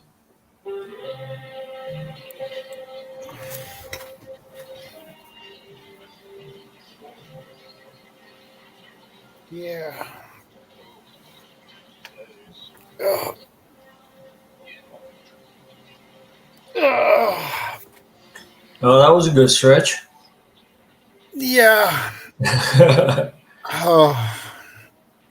Yeah, I need to stretch out a little bit more, I feel. That would be a good idea. Yeah, I feel like pretty stiff. that's not good. Go drink some more coffee with some cinnamon in it.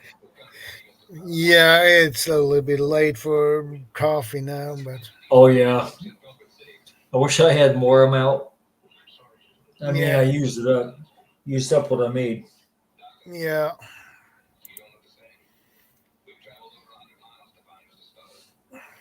Now, do you have high blood sugar? No, but Okay. but my grandpa had it. My father got diabetes. Okay. My Do father you? got it when he Yeah. was 40. My brother got it when he was a little bit over 20, in the mid 20s. Wow. Yeah. Well, I have a nephew that got it when he was in his teens, Yeah. but he's type Uh, 1. yeah. So he has an insulin pump and all that all the time. Yeah. Do My you have your?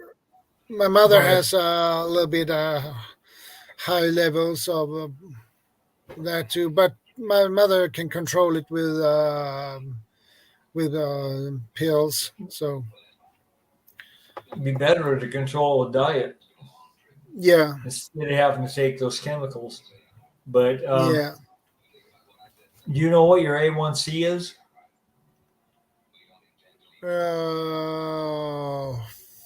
It doesn't sound familiar at all to me. Well, it's a blood sugar test that takes an average of the last 3 months, 3 or 4 months, Oh, and now you're probably using your measurements probably using millimoles, and I don't know the exact conversion, but here in the States they use deciliters per milliliter or something like that, yeah, and you want to be under 5.6.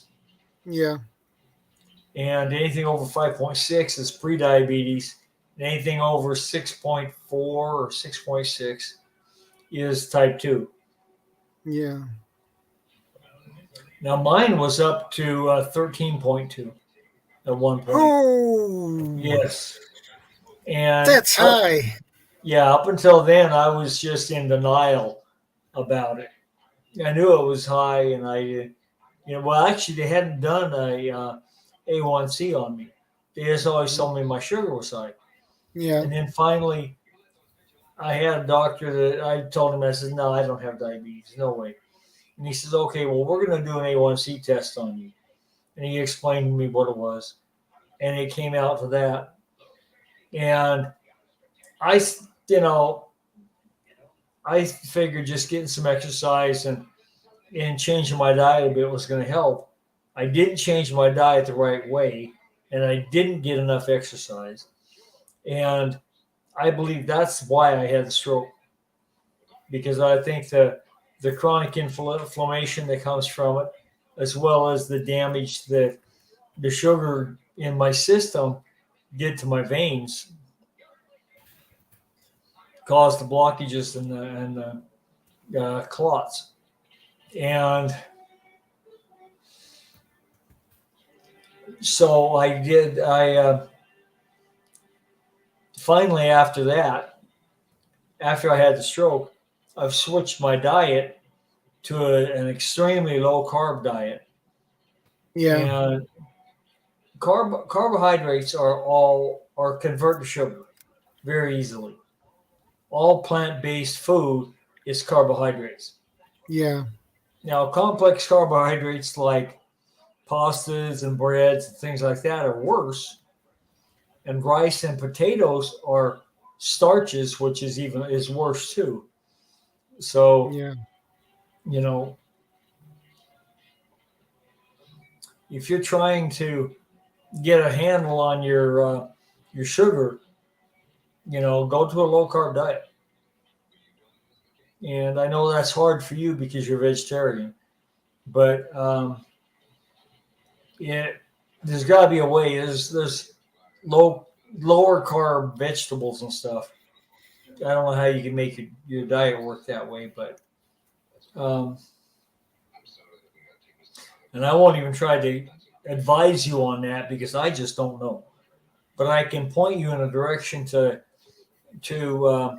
watch some videos by some doctors if you're interested. Yeah, sure. Okay, it's Dr. Ken Berry, Yeah. Anthony Chafee. Okay. He's a doctor also. He's a neurosurgeon, and Dr. Sean Baker. Yeah. Those are the ones I'm most familiar with. There's another one.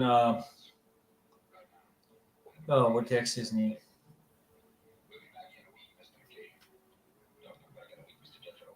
I can't think of his name right off.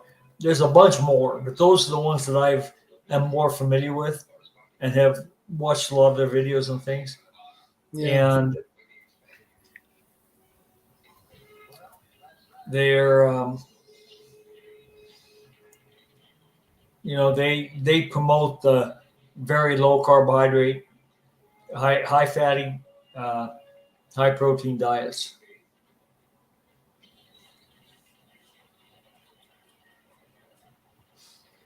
Yeah. So if you're interested, check them out. And if not, don't worry about it. I mean, Yeah. you do you. I'm not telling you what to do. I'm just, just giving you information. Yeah, I appreciate that. Yeah.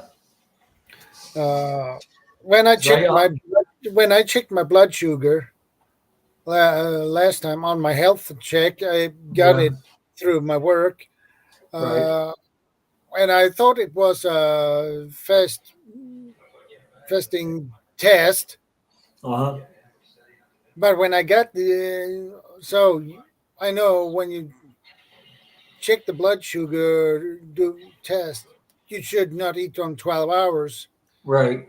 And that is what because they didn't say if it was a fasting test or not. Well, yeah, I think it goes without saying any blood test that's doing or they're checking your sugar, you should be fasting. Yeah, because and I did it. I did it fasting. Okay. And she checked when she got the result from my blood sugar. She said, "Well, you're way too low." What do you mean by that? I haven't eaten 14 hours. Well, it turns out longer than 12 hours. Well, okay. I was on 4.5. And I didn't eat anything for it was more than 12 hours. Right. Maybe 13, 14. Sure. So she said that is good. Okay. Yeah. And again, I don't know, I don't know the conversion from what we do here to what you do there as far as what the numbers mean. But that's good. 4.5 is really good, because if the fasting would be test would be over 5, that would be a problem. Okay, okay. Yeah, because I know, and another thing I found out, because I test my blood sugar not multiple times a day. I only test it about 3 times a week, but because I'm back in control by theory. But when I first get up, and I won't have eaten for 12 hours or more, but my blood sugar will be higher than if I wait about 3 hours. Yeah, That's called a dawn phenomenon. yeah, And you're not using a meter at home or anything, so you probably don't need to worry about it if your numbers are like you're saying. But what I thought was very interesting is my doctor. Now, 5.6 is the top of the non-diabetic scale here in the U.S. My doctor said they wanted me that I should be up around 6 because of my age. I said, I don't want to be pre-diabetic. I want to get off these meds. And they did take me off one of them.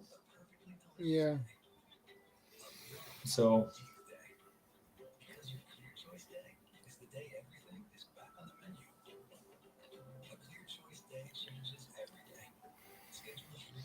So there is a risk that I can get diabetes because it runs in the family. So you've got some hereditary propensity for it. Yeah. Yeah. So that is why I'm so restricted when it comes to sugar, candy, and things like that. That's good. It's good. It sounds like you're probably doing all right, because from what that number sounds like, it sounds good. Yeah, and the nurse said if I would eaten, it would go up to 7, and then it would go down again. So yeah, it would go up to a little bit over 7 if I had been eating. And she said that is normal. So and then it goes back down again. Yeah, because you have that spike in insulin based on however much glucose comes in your body, and the less glucose, which means the fats and the protein, and like black coffee and stuff like that, that won't spike your insulin hardly at all. So therefore, your numbers won't go up. But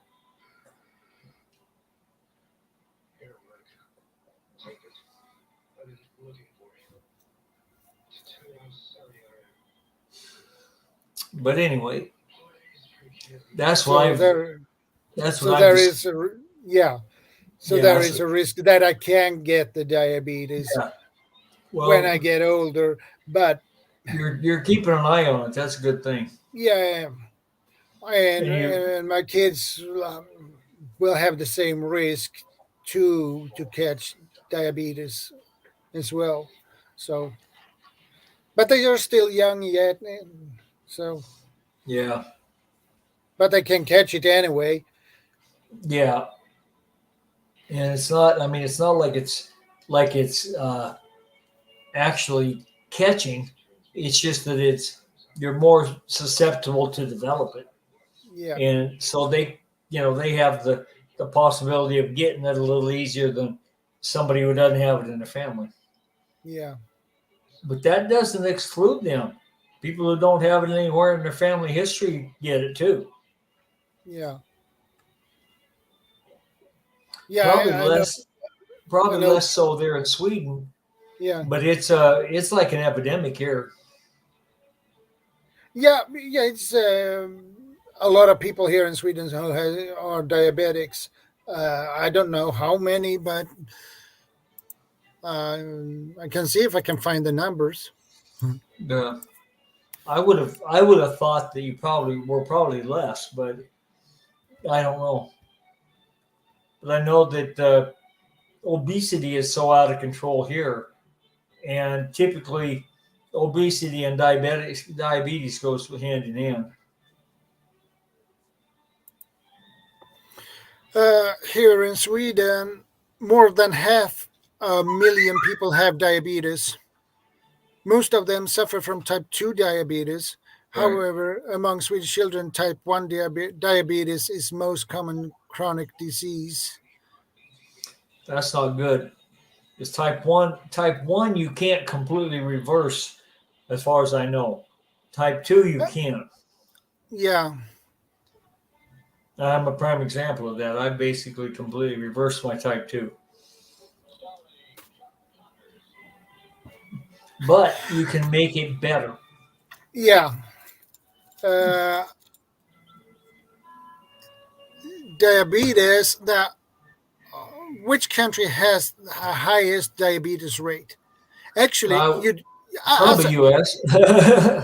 No, actually it is not, because it is a country you never thought of would be in top. And this is a surprise, actually, for me too.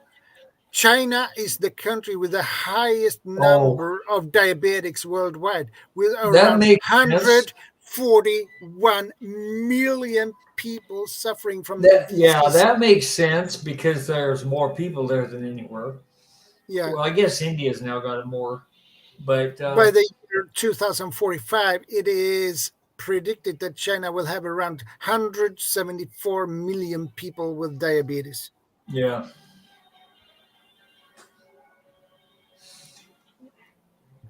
That's more than half as many people there is in the whole United States. Yeah.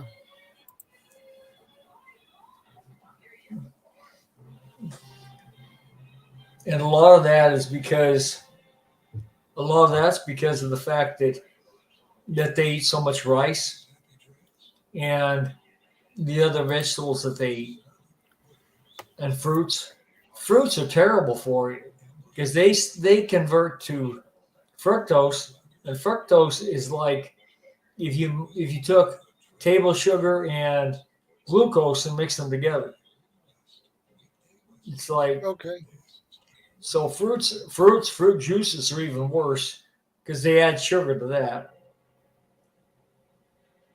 If I want fruit juice, I make it myself. Well, then you won't have the added sugar unless you put it in yourself. But fruit juice is very bad because all the fructose in it. Basically, everything we grew up learning was good for us is not. Yeah. So basically, if you take away that is not good for us, that will be not much you can eat. Well, because of the past lies that were told to us by people who were doing studies that were being paid to say something that the people who funded the study wanted it to say. That's true about animal products too. But just a little information. Red meat, ruminant meat, is the most nutrient dense, easily digested food on the planet.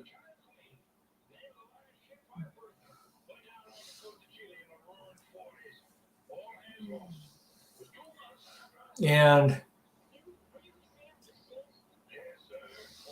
the evidence that we should eat so many servings of grain every day and all this stuff was all lies. And they've actually got the people who did that have come forth and admitted the lies. Okay. And again, I'm not telling you what to do. I'm just sharing, information I found. Yeah, appreciate that. And hey, brother, if you want to eat uh, grass and green beans, you're more power to you. And I'm of course being a little facetious there, but Yeah, but you know, if it works for you and you feel good doing it, then do it. yeah, Because I'm not going to argue with you about it, and I don't have the right information to present to you to make that argument worthwhile. And no, you need to have something to back it up with. yeah, well, one thing, those doctors whose names I gave you, Yeah, when they do a video about something, they put the actual research studies links to them in their description okay, or the that's show good. notes, so you can That is actually go back and look at them. Especially Dr. Barry, he's really good about it.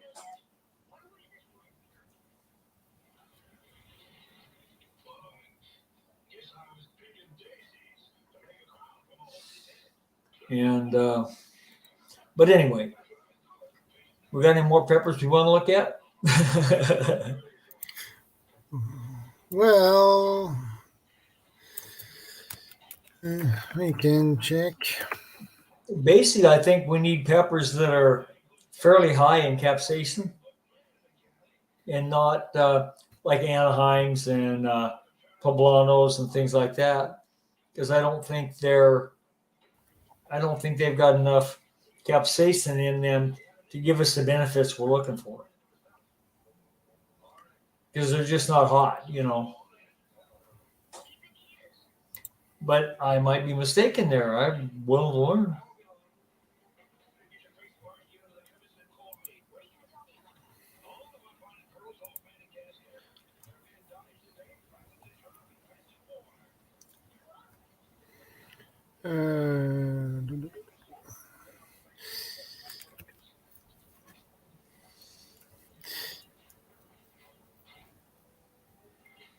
The most peppers have hot peppers has chili peppers has the same properties, Pretty the much, same yeah. yeah.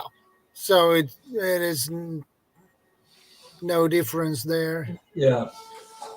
Yeah, I would guess that's true because the capsaicin is the biggest part of it. Yeah.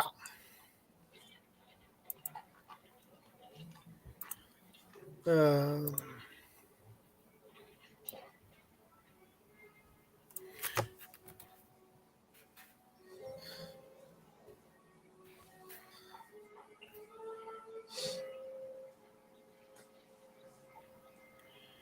um,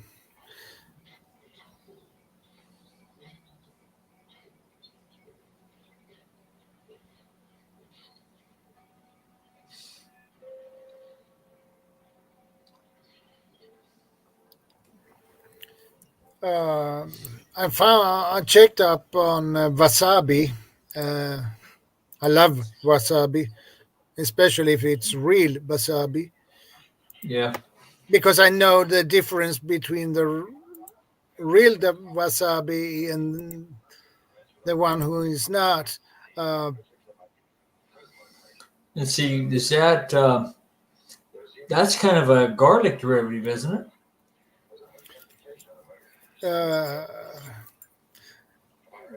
Wasabi is wasabi or Japanese horseradish is a Oh, okay. cruciferous vegetable that grows naturally along stream beds in mountain river valleys in Japan. It also grows in parts of China, Korea, New Zealand, and North America, where it is shady and humid. Known for its sharp, pungent flavor and bright green color, wasabi is a staple condiment for sushi and noodles in Japanese cuisine. Okay. Yeah, what's more, some compounds in this vegetable, including the Isothiocyanthus, responsible for its pungent flavor, may provide several health benefits. Here are 6 promising health benefits of wasabi. 1. Antibacterial effects. Um, Isothiocyanthus are the main class of active compounds in wasabi and responsible for most of the vegetable's health benefits, including its antibacterial effects. Foodborne illnesses. Food poisoning, also known as foodborne illness, is an infection or irritation of your digestive system caused by foods or drinks that contain pathogens, viruses, bacteria, and parasites. The best way to prevent food poisoning is to properly store, cook, clean, and handle foods. Certain herbs and spices like salt can reduce the growth of pathogens that cause food poisoning. Wasabi extract has been shown to have an antibacterial effects against E. coli bacteria and the Staphylococcus aureus, two of the most common bacteria that cause food poisoning. Yep. Okay. These findings suggest that wasabi extract may help prevent or reduce the risk of foodborne illnesses, but more research is needed to confirm this. May have antibacterial effects against H. pylori. H. pylori is a bacterium that infects the stomach and small intestine. It's the main cause of peptic ulcers and can cause stomach cancer and inflammation of the stomach lining. While nearly 50% of the world's population is infected, most people won't develop these problems. It's unclear how H. pylori spreads, though researchers believe that contact with food and water contaminated with feces plays a role. Treatment regimens for peptic ulcers caused by H. pylori commonly involve antibiotics and proton pump inhibitors, which are drugs that reduce the production of stomach acid. Um, Preliminary test tube and animal studies suggest that wasabi may also help treat peptic ulcers caused by H. pylori. That's pretty good stuff. Yeah, while encouraging research in humans is needed before any conclusions can be drawn regarding wasabi's effect on H. pylori. That seems to be Yeah, a common theme that yeah, more research is needed because it's something they can't patent. yeah. Anti-inflammatory properties, as the others, may promote fat loss. When they say may, it might be, but they are not sure about it. Yeah, Uh, they they are not 100% sure, right. but it probably might do it for one Yeah, because reason. this is Yeah, gonna speed because your metabolism.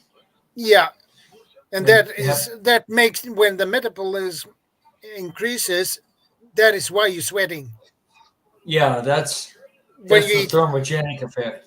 Yeah, so when you eat really hot spice food and you begin to sweat, your metabolism has increased. So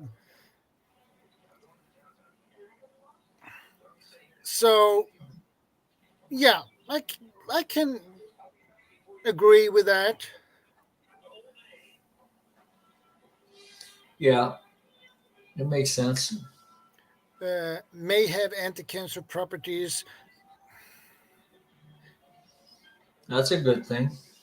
Yeah, but they are not sure about that either. So Right. probably they while promising, it is unclear whether these results apply to humans. Yeah, but if it they get the same results on humans, it would be a good thing. Yeah.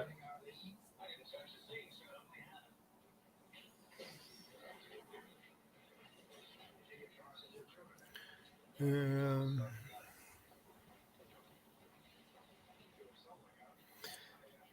5 to 6 other potential benefits. Wasabi Bone may health have is a other, good thing. yeah. Wasabi may have other promising health benefits related to bone and brain health. Okay.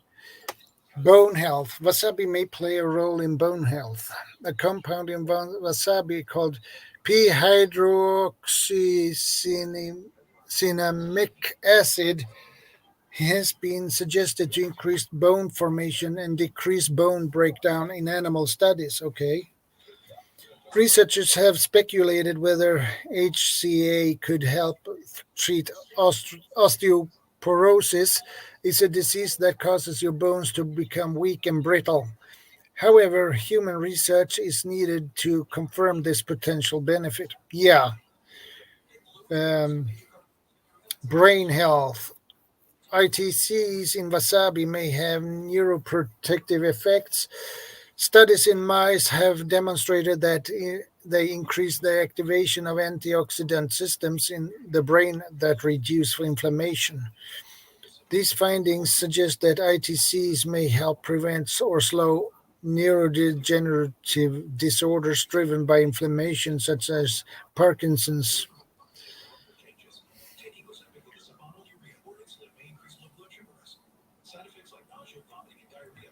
So that is good too.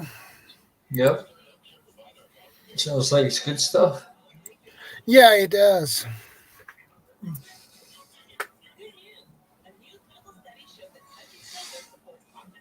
Yeah, I don't have a problem with herbs and spices and stuff like that, even though I'm basically carnivore. Yeah. Because we've been using them, which suggests they must be good for us, or at Yeah. least have some benefits. And the paleoanthropology, yeah, that one.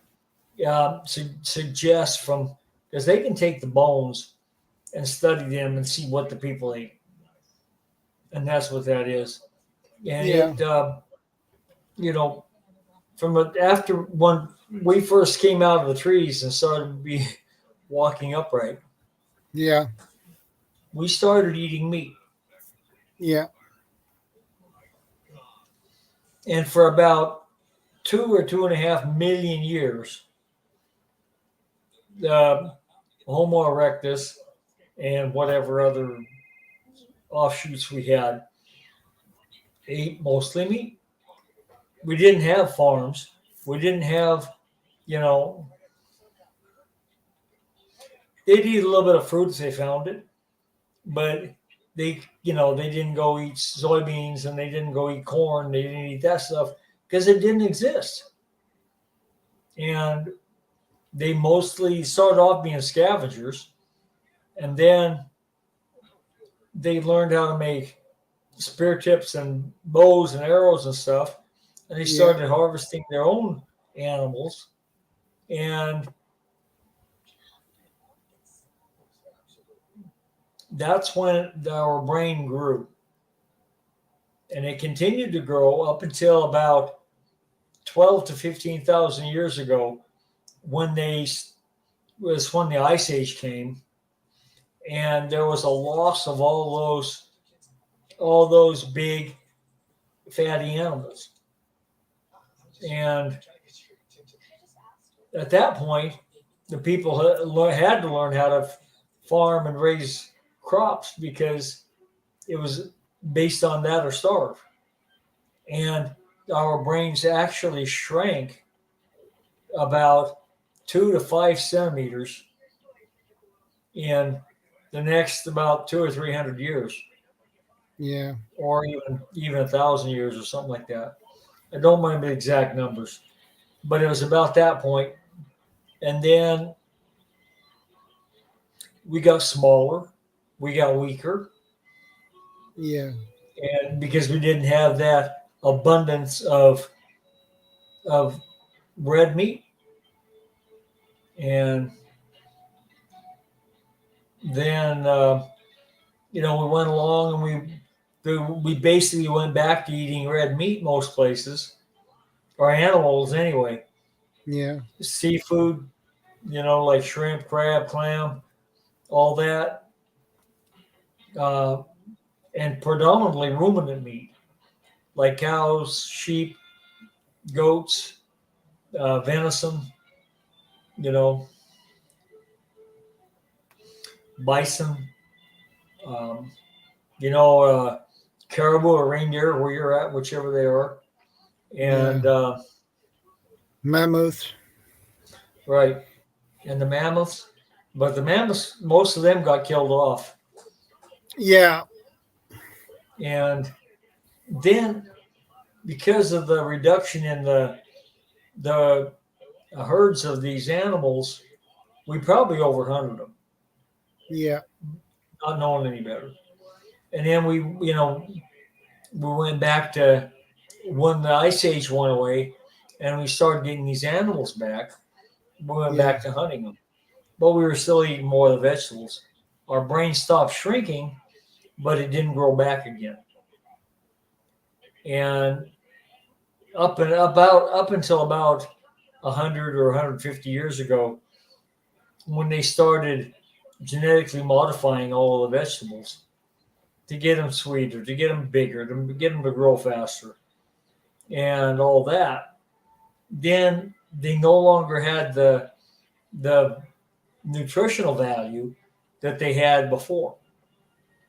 It's like, Yeah, I agree. You lose the nutritional value right, if you create, let's say, a cabbage. Yeah, if you make that grow fully grown, the half the time it right, takes normally takes, you have less nutritional value in it. yeah, It it it, it grows too fast. right,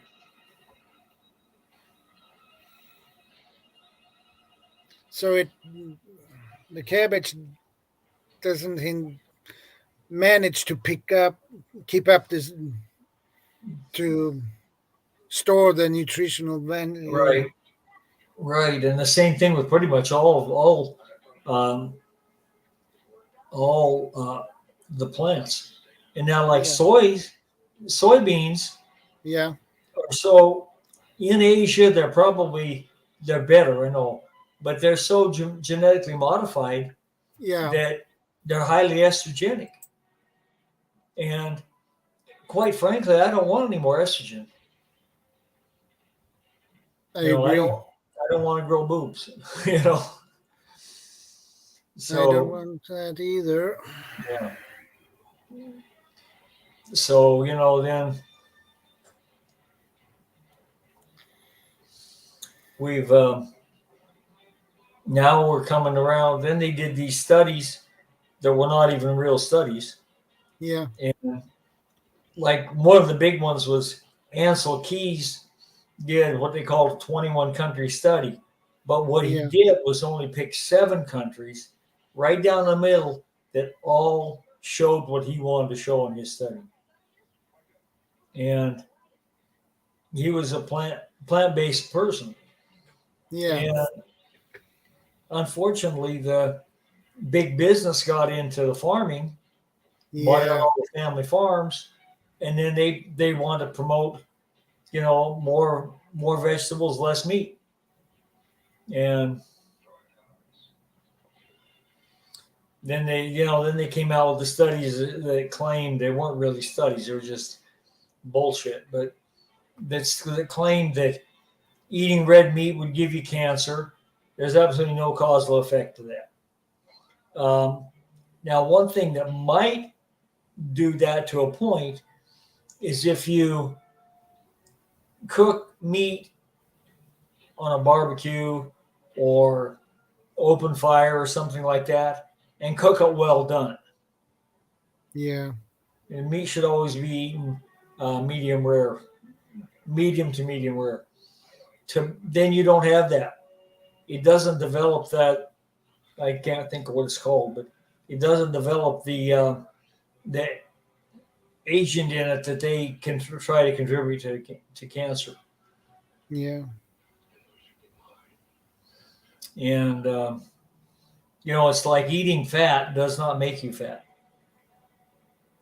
No, well, it's a combination of sugar and fat. Well, it's the sugar that makes you fat.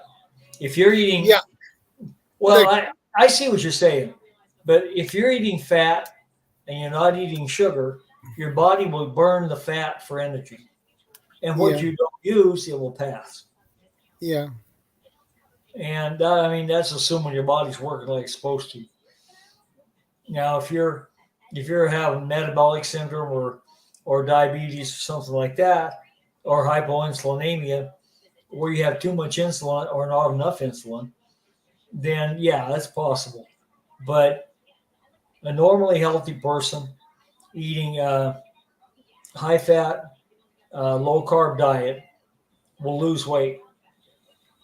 Even though these diets, the keto carn, or ketovore rather, and Yeah. carnivore are not fat loss diets. They're lifestyle changes. And now here it sounds like I'm trying to preach to you, and I apologize. I'm not doing that.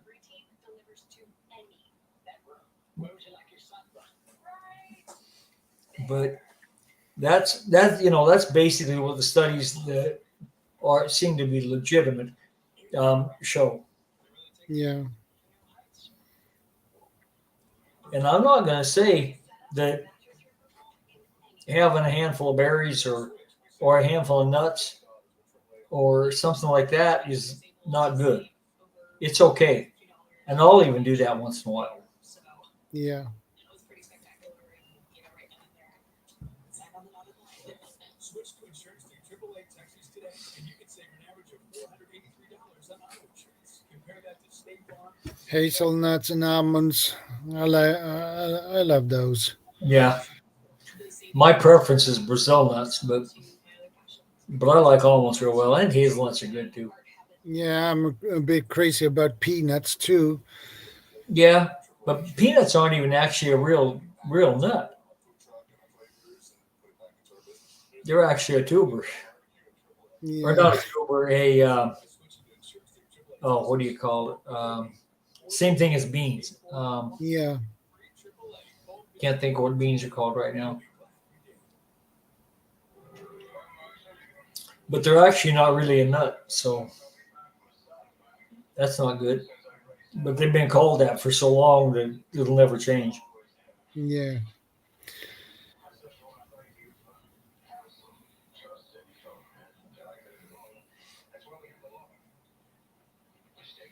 Legume, that's what they are. Legume. Yeah. Yeah, man, there's very few things I like better than a big old bowl of Texas chili with beans. Yeah. Which is pretty anti-carnivore, but it's still keto, so I'm okay. Yeah.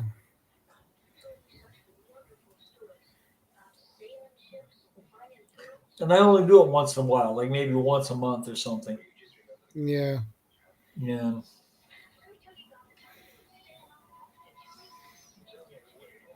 The only thing better is a nice medium rare ribeye that's about 1.5 inches thick.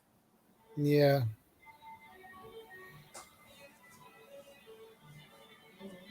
But then that's my opinion.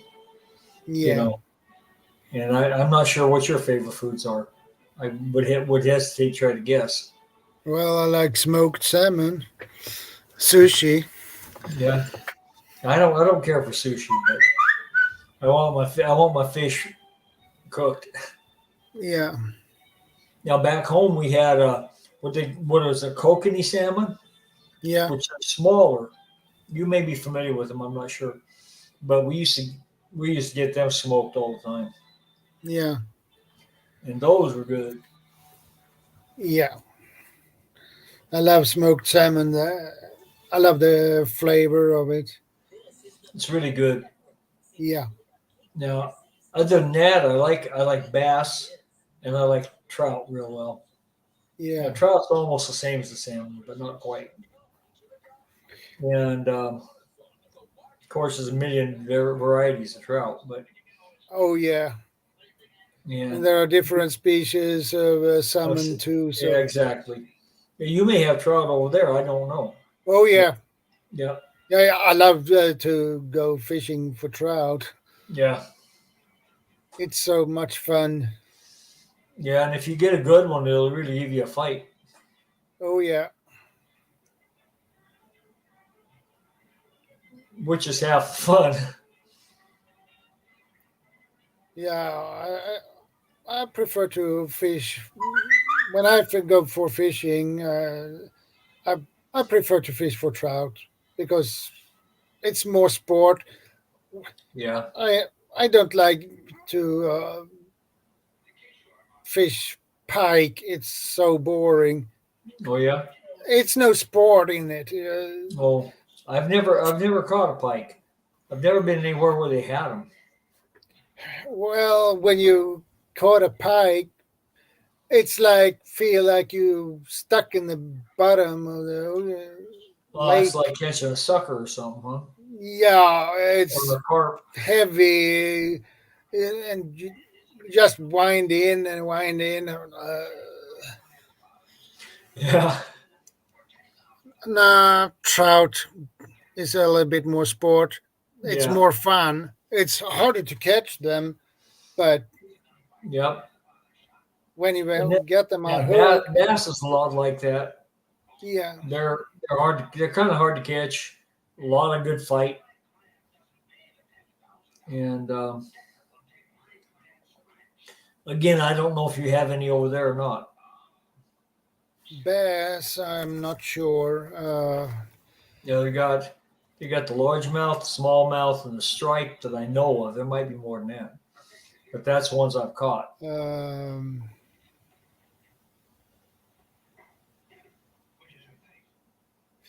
um, I'm gonna translate it because I'm not sure. Um, uh,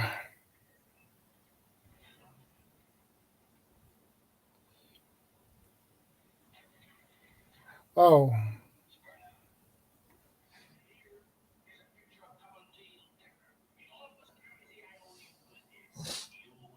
no, we don't have bass here.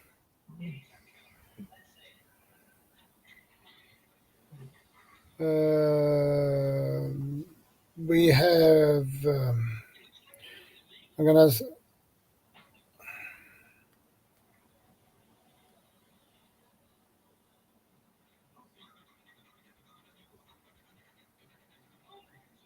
What we have here in Sweden is sea bass.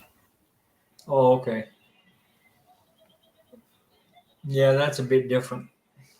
Yeah, that is a big difference. Um,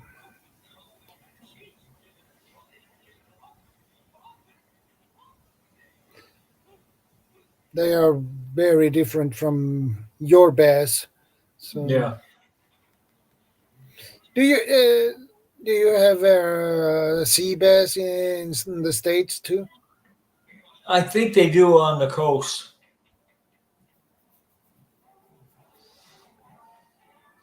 Because like inland, most of my fishing's been done inland, Yeah, and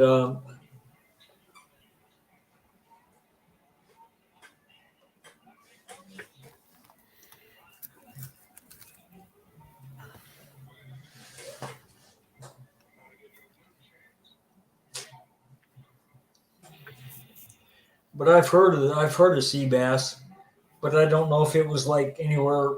It's got to be somewhere around the states. Yeah. You know, I just don't know where. Maybe the upper East Coast or Yeah.